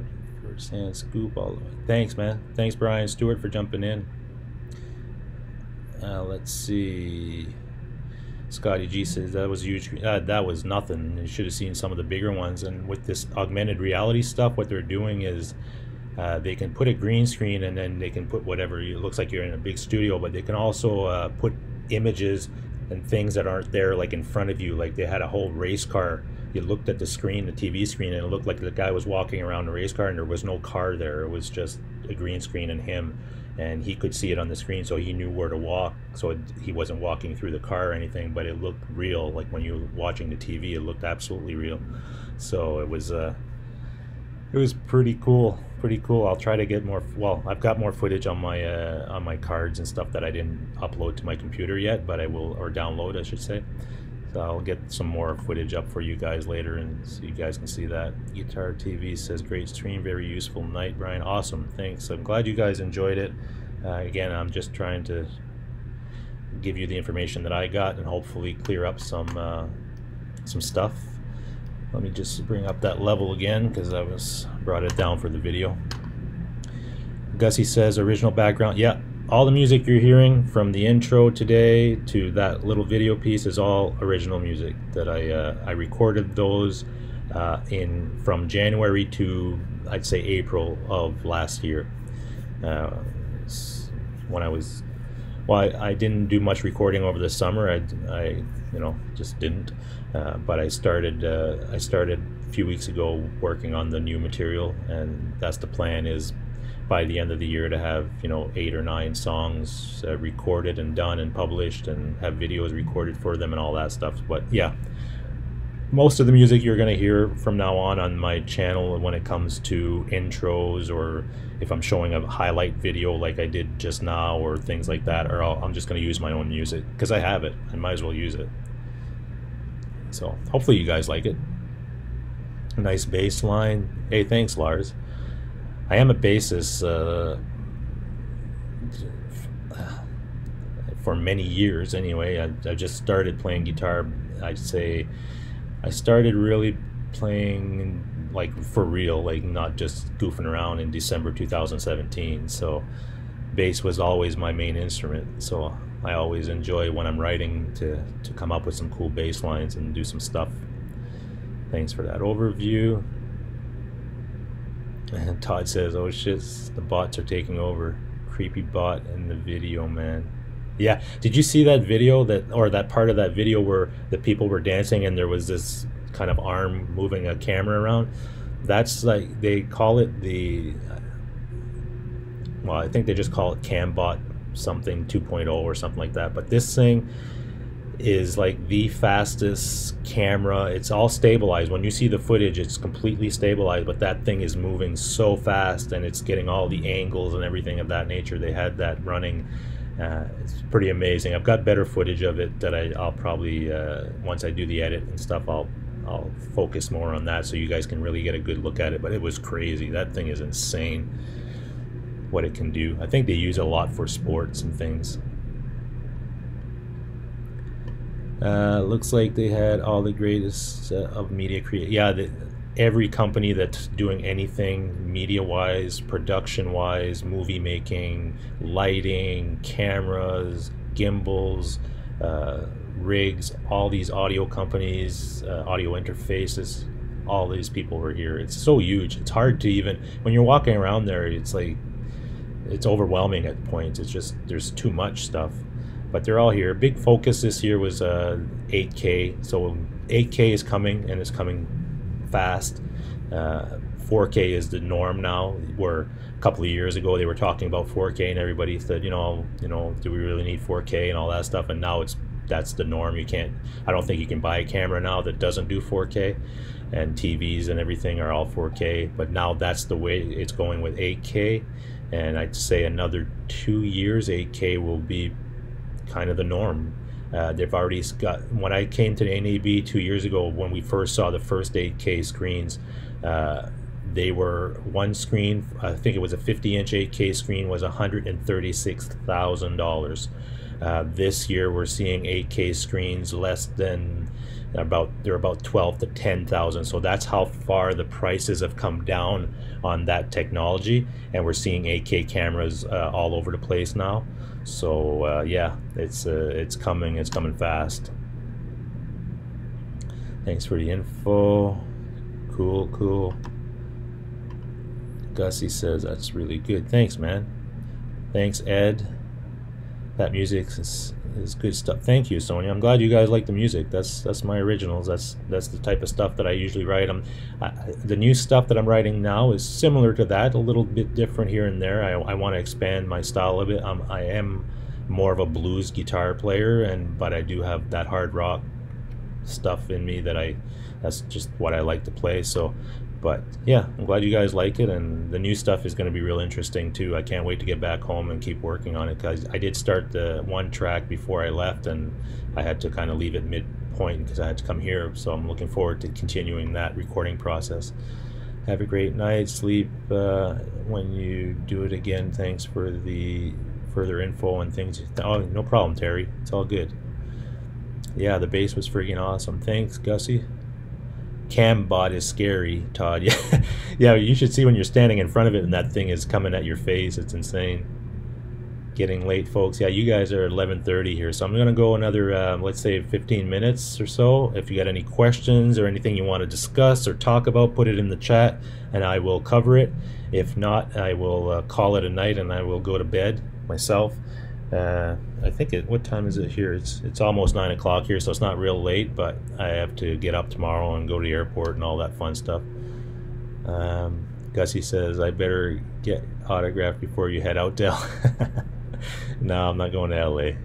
I'd love to go to LA just to visit, but I don't think I'd move there.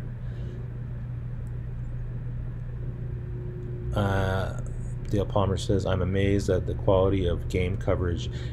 You know what? That's the other thing I'd like to tell you guys about, is what's really big here at the show for broadcasters as well is all this esports stuff. It's where they're broadcasting tournaments of video games and stuff like that. They've got some serious equipment and serious setups when they're doing that stuff.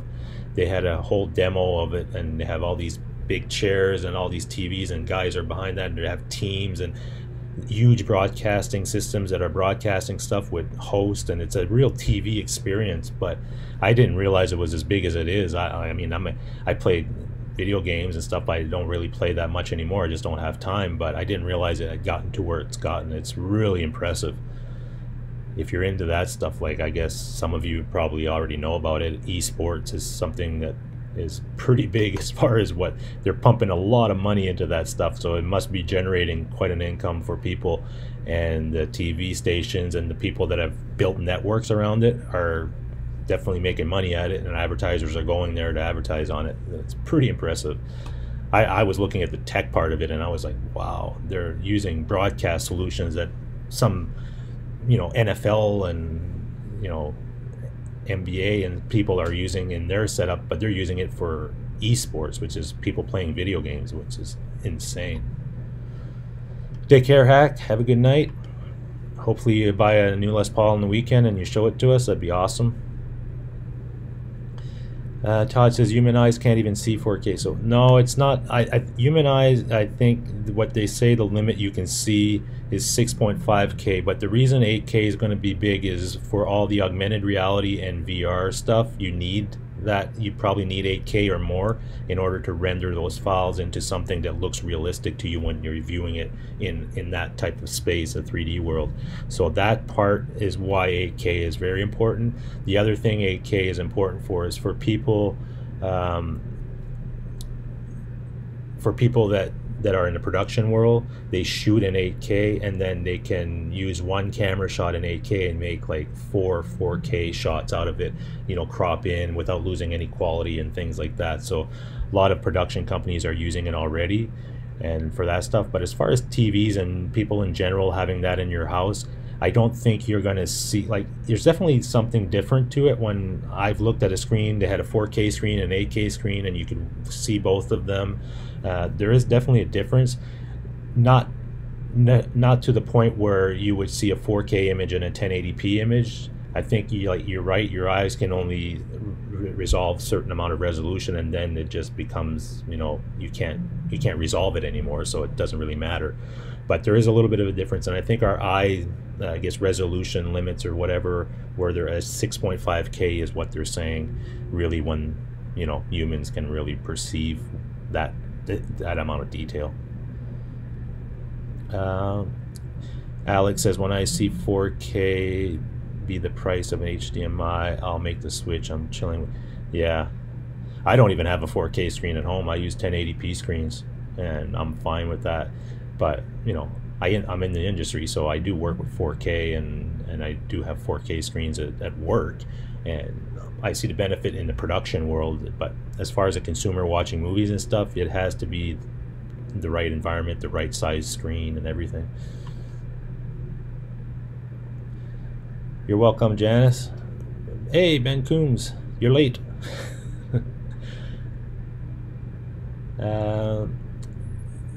Terry asks, anything you would like to bring back, not guitar related? I actually bought a hard drive. They have new SSD hard drives now that are really small. I can't show you it because it's hooked up to my computer right now, but they're really, really small hard drive. And it used to be SSD technology, which is super fast and super expensive. If you wanted to get anything higher than a 500 meg drive, you were looking at thousands of dollars. Well, now this company, that technology's come down in price, obviously, and this company called Glyph has put out a 4 terabyte one, and it's really small, and so the prices have gone down, so I picked one of those up today. Not that the prices is cheap. I mean, it's still $800 that I had to pay for that. It's through work, so it's not like me personally paying for it. Work paid for it. I have budget for stuff like that, but that's the only thing I bought. Other than that, what I would like to take home, I was waiting for Sony to release a new camera. The A7S III was what I was waiting for, but they didn't announce it, or they didn't release it at the show. I think they're waiting for the fall to release it, and my expectations on that camera is that it will probably shoot 8K, and that's why they're waiting a little longer, because they don't have to release it right now. Nothing on the market is competing with their current cameras, like Canon and Nikon and Panasonic. Don't have anything that's competing with the Sony cameras right now, so they probably are holding back on it. So that was one that I was hoping they would release. That would be something that I really want. Other than that, little gadgets, little gimbal things I like. Some new lighting that's come out that looks really cool. Has a lot better color temperature controls and things. So things like that, but nothing really jumped out at me to say I really want that type of thing. Sonia says, please tell us about DistroKid and how you like it, Brian. Would greatly appreciate your review. Yeah, I definitely will. Once I look into it more and I actually publish some songs with them, I'll let you know what I find out with that, for sure. Ben Coombs is late to the party. You're gonna get it, Ben. Well, sorry, the chat jumped again. I'm just trying to make sure I didn't miss anybody's questions. Wow, quite the welcome. Yeah, Ben. You're gonna have to watch a replay. That's all. Game casting, who would have thought that would become a thing? Yeah, it's huge, Dale. I'm telling you right now, that esports stuff, I didn't know it was what it is, but man, wait, but esports, how are they going to be able to use the game if the game could be copyrighted? Well, they're definitely getting licensing agreements to use the games and broadcast, that's for sure, because that's definitely computer code and stuff like that. Games are all on the same table as music as far as copyrighted content. And if you're going to, that's the other thing, Twitch, right, is being brought on the table because gaming companies will probably start to put up a fuss about people using that code. I don't know how they're going to do it. I'm not even going down that road. I'm just focused on the music part of it.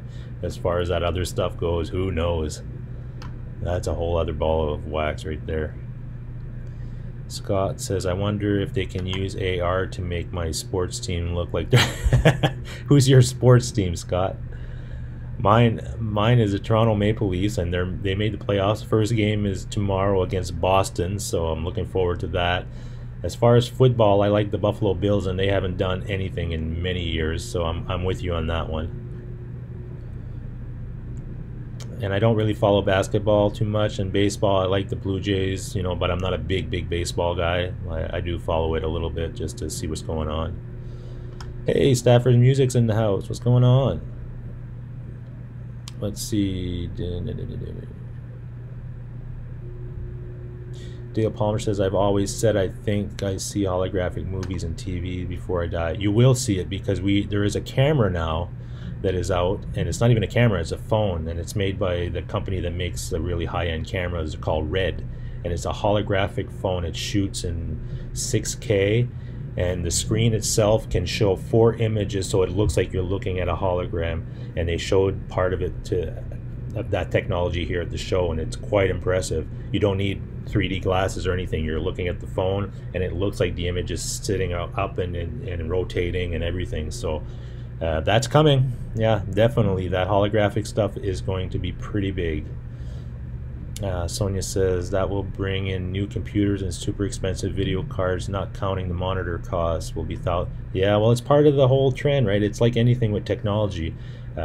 These companies know that they need to keep innovating and pushing technology in order to sell you more products, obviously, because if everybody buys a 1080p TV and they're not selling 1080p TVs anymore because everybody's got one, there's only so much you can do, so they move to the next thing, and then people adapt that new technology and start buying new equipment.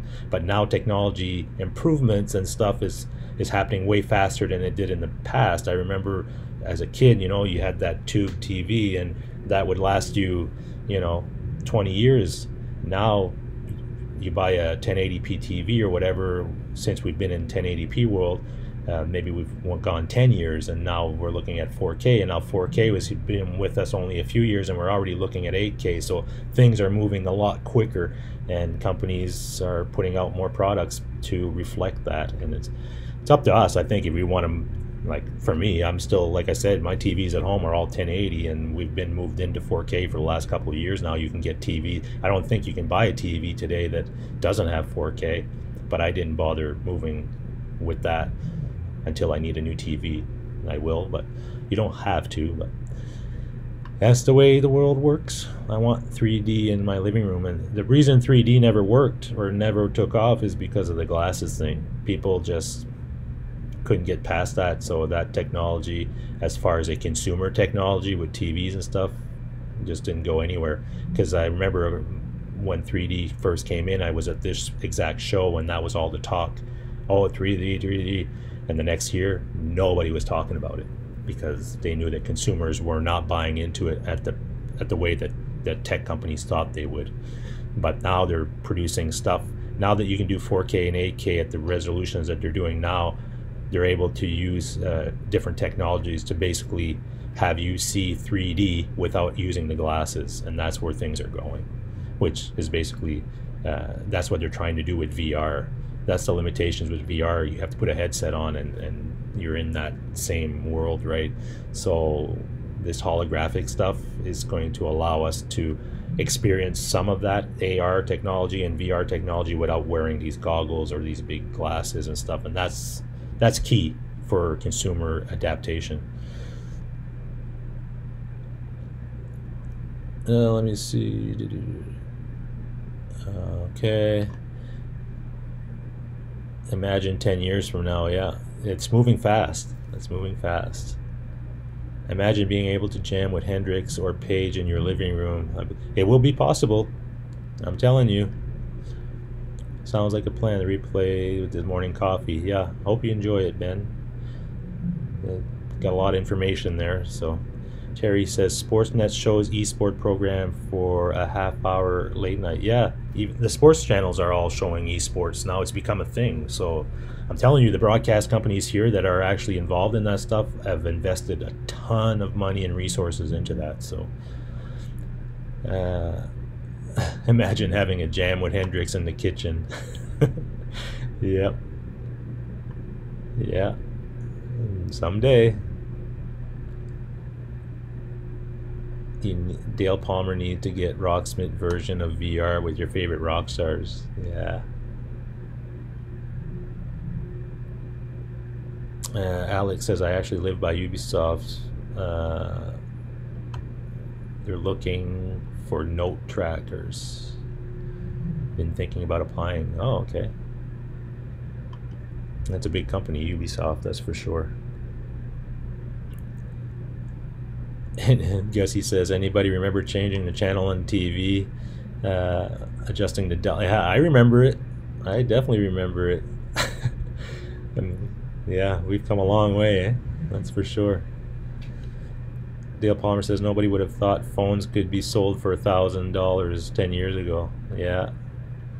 Or nobody thought a phone could have more power in it than the space shuttle did when it went to, or the first whatever spacecraft that went to the moon. We have more power in our freaking hands now than they did in that ship. Stafford Music says, Gussie, we had 19-inch 4-channel, had to turn the dial. Yeah, I hear you, brother.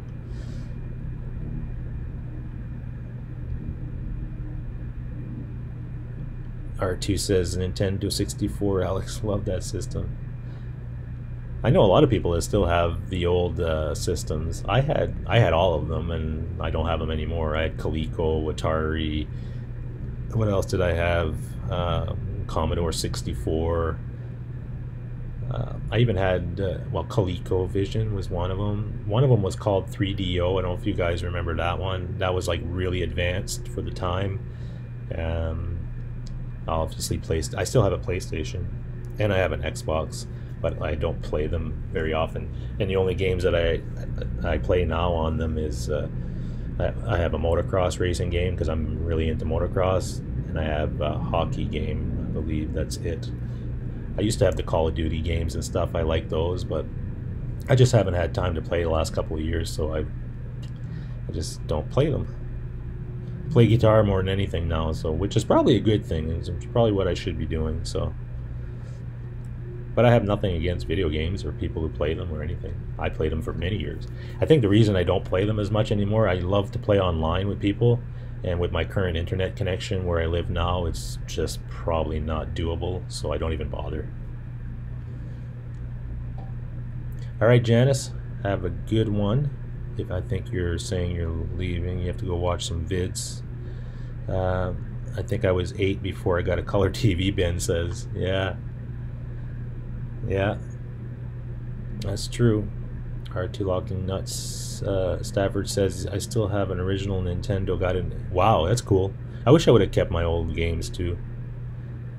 But I think now you can get all the old Mario games and everything like on your iPad or something. You know, the simulated ones or whatever. They're not the same probably, but close enough. Sonia says, still has and uses the original Xbox 360 for my yoga. Cool. Yeah, I don't do yoga, so I can't comment on that. I wanted to try it. There's something called there's this wrestler that Dallas Diamond Page. I don't know if you guys know him.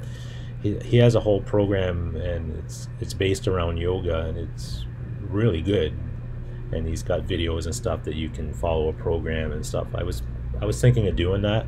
I just haven't had time to even start committing to that. But someday I think I might try it. Apparently it's really, really good. It's done wonders for a lot of people.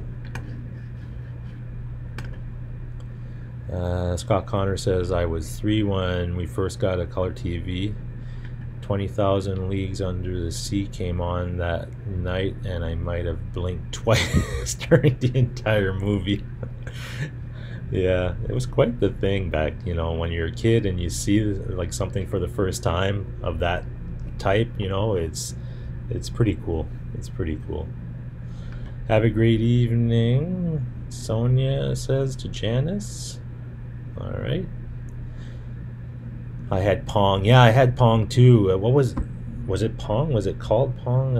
It was a game. I remember the screen was the graphic on it was just lines and a ball, and it was green.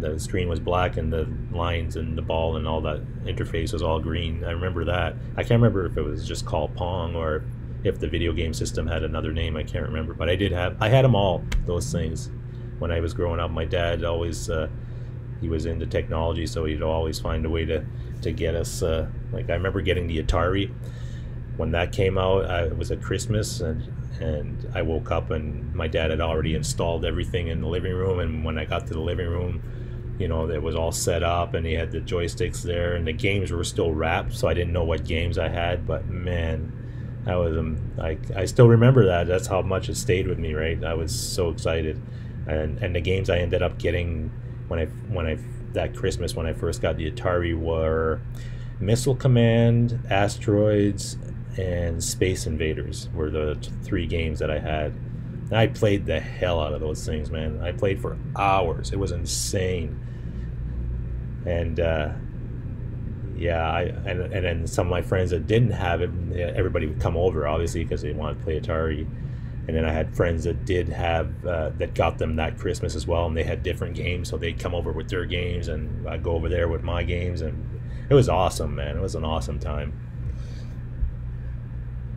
There was no online back then, so it was like, hey, you want to play a game? Sure, well, come on over, you know. And it was that type of thing, right? It was not like, okay, I'll meet you online and put the headset on and off you go. It's very different times. I'm maybe aging myself right now. I don't have a problem. I'll tell you exactly how old I am. I don't have any problem with that. I'm going to be 50 in August, so there you go. Do the math. Back in the 80s is when I grew up as a teenager and played all these games and had fun. Let's see.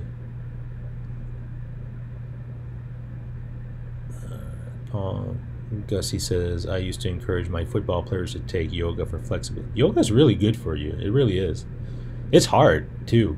Like I did weights and all kinds of training and stuff. I used to race motocross and played hockey and did all that stuff, right?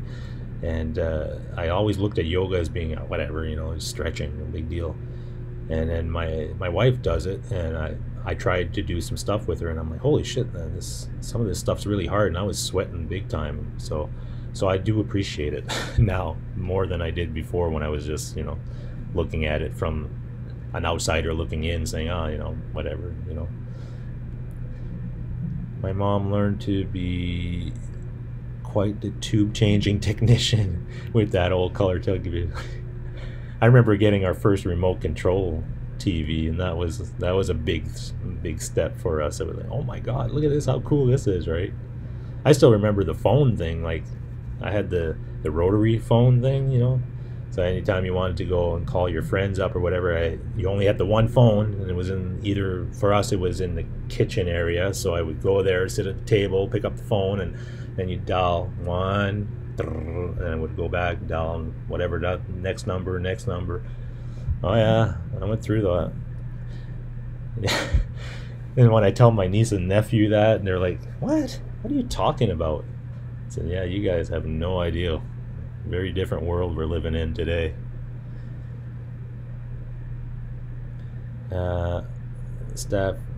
Scott Connor says, yeah, I played the crap out of the Atari 2600.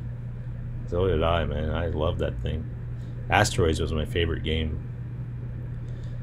Stafford Music says, now I have a PS4 and I just get my behind kicked so I don't play.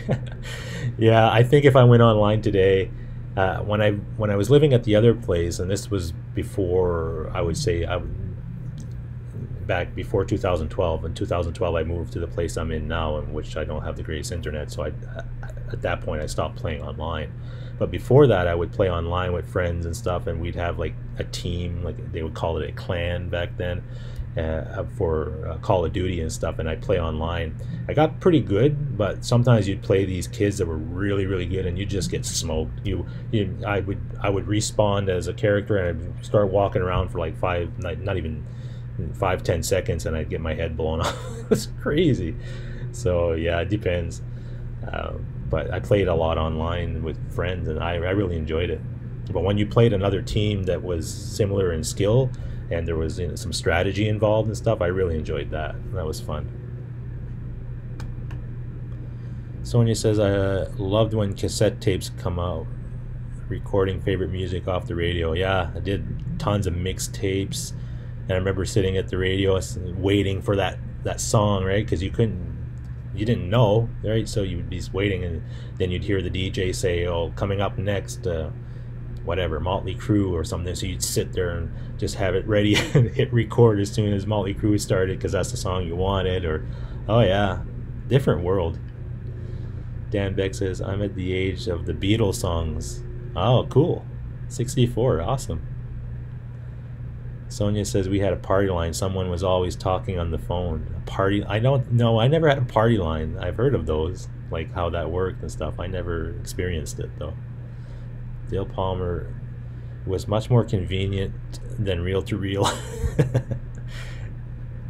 Yeah.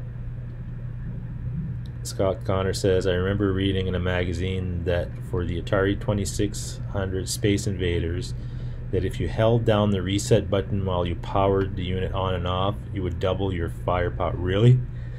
That'd be cool. And it worked? Oh, wow.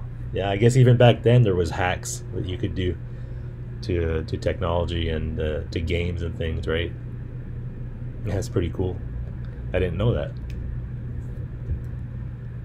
But I played the hell out of those games, man. Jeez. Hours. Should have been playing guitar. Knowing what I know today. Because when did I start playing bass, really? I would have been... I mean, my dad bought me my first guitar. I wanted a guitar, and that's what I really wanted. And I started, I think I might have been 13 years old, I would say. Can't remember now. I remember the guitar was a white Hondo guitar, a Stratocaster look-alike, and I brought it home, and I immediately took electrical tape, black tape, and I was trying to make it look like Eddie Van Halen's guitar. So I had that for a while.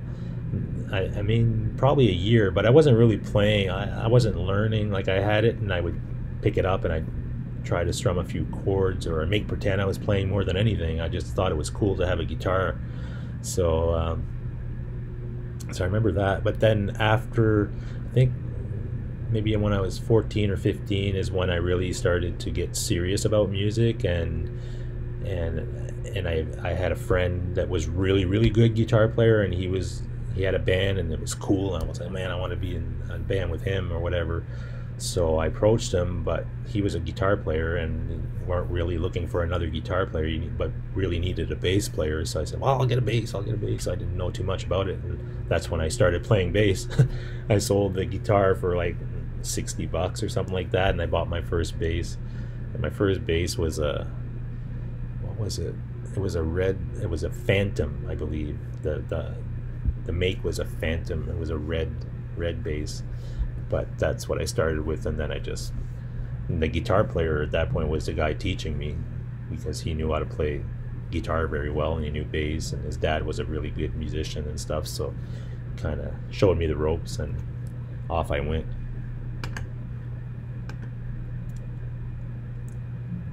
But if I would have been playing less video games before that, and I would have concentrated on the guitar that I had, maybe things would have turned out different. I don't know. Not that it turned out bad or anything, but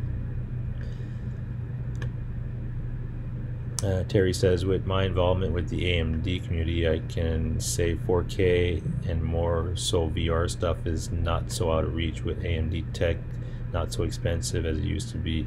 Mid-tier AMD video card system and $300 VR headsets, and you're there. Yeah, there's tons of VR stuff that they were showing at the show. I didn't even try it. There was always a lot of people. You had to stand in line or put your name, register to try this stuff, and I just didn't have time. I was doing classes and stuff. So, but yeah, it's come a long way from even a couple of years ago when they started introducing that stuff here at the show. Now it's all over the place. So just a matter of time before it becomes mainstream. Gussie says, my first record, 45, I bought 1976 Rod Stewart, Hot Legs Tonight. Really? Cool. Scott Connor says my first guitar was Black Explorer made by Cort. Oh yeah, okay. And sold by Sears.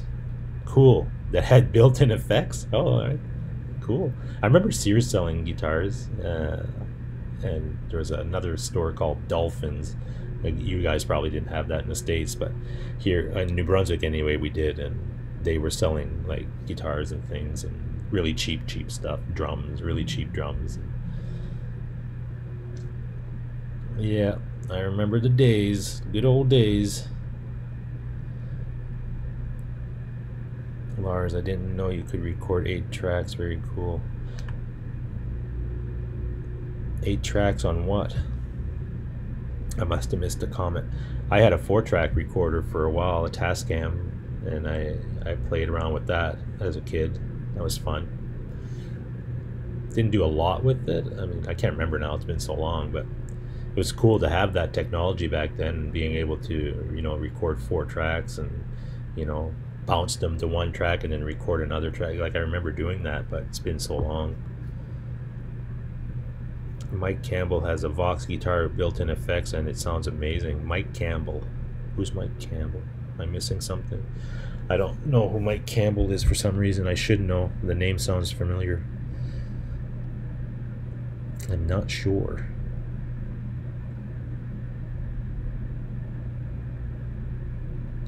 Alright, so it's like 12 a.m. East Coast, so you guys have been on with me for 2 hours, and I've been going 2 hours. Wow, time flies, right? Sometimes I'm on these things and I don't even watch the time, and I look up and it's like, holy shit. A lot of time just flew by and I didn't even notice. Oh, Tom Petty is Mike. Okay, cool. So I hope you guys had a good night and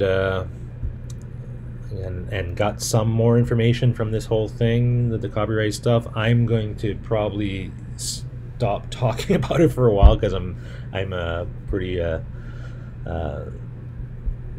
overloaded with that information, and going through that this week it's been enough, and I think that the YouTube community has been talking enough about it. Just know that there are changes coming, hopefully for the better. For now, if you're not concerned with monetization or of that nature, and you're playing a cover song, just make sure you check the search to make sure that it's not going to create a strike on your channel. I think for me, that's probably what I'm going to do, and I'm going to focus more on doing my own originals anyway, so I'm not too worried about it.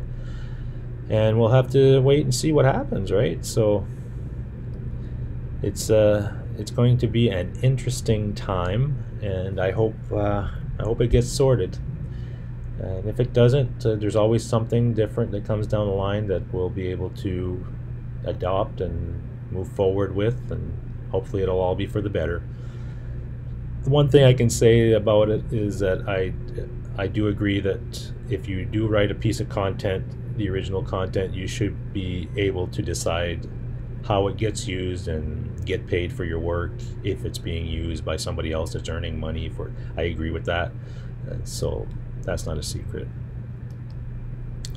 Gussie says great stream and upload more of your original music. Yeah, definitely that's the plan moving forward. I'm glad you guys like the stuff that I did put out there, and I didn't even put it out there. I just put it on my videos as background music more than anything. I never advertised it as my own music until now. Now I am going to advertise it as my own music because it's important.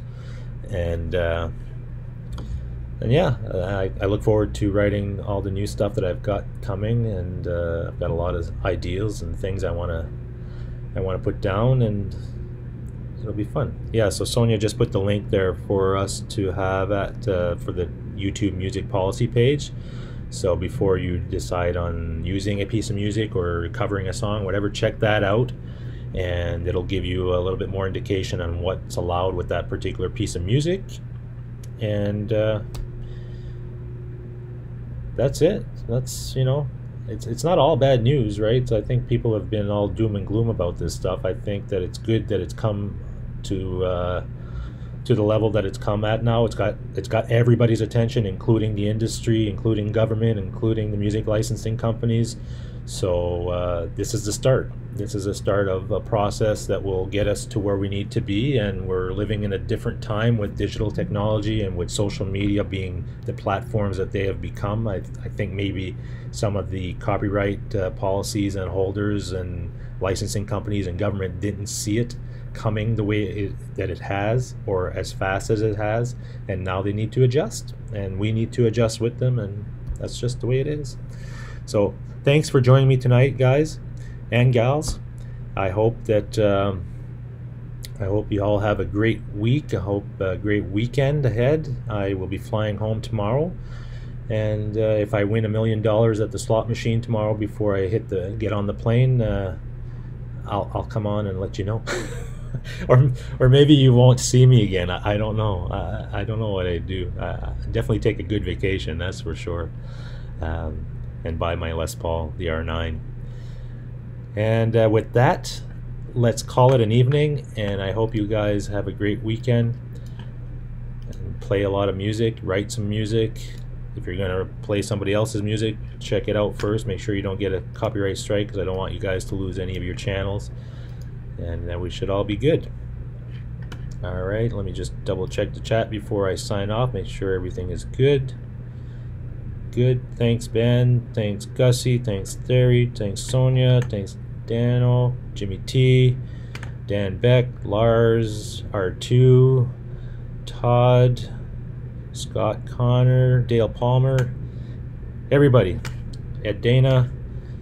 All you folks, thank you for joining me, and until next time, rock on and stay safe and all that good stuff. All right?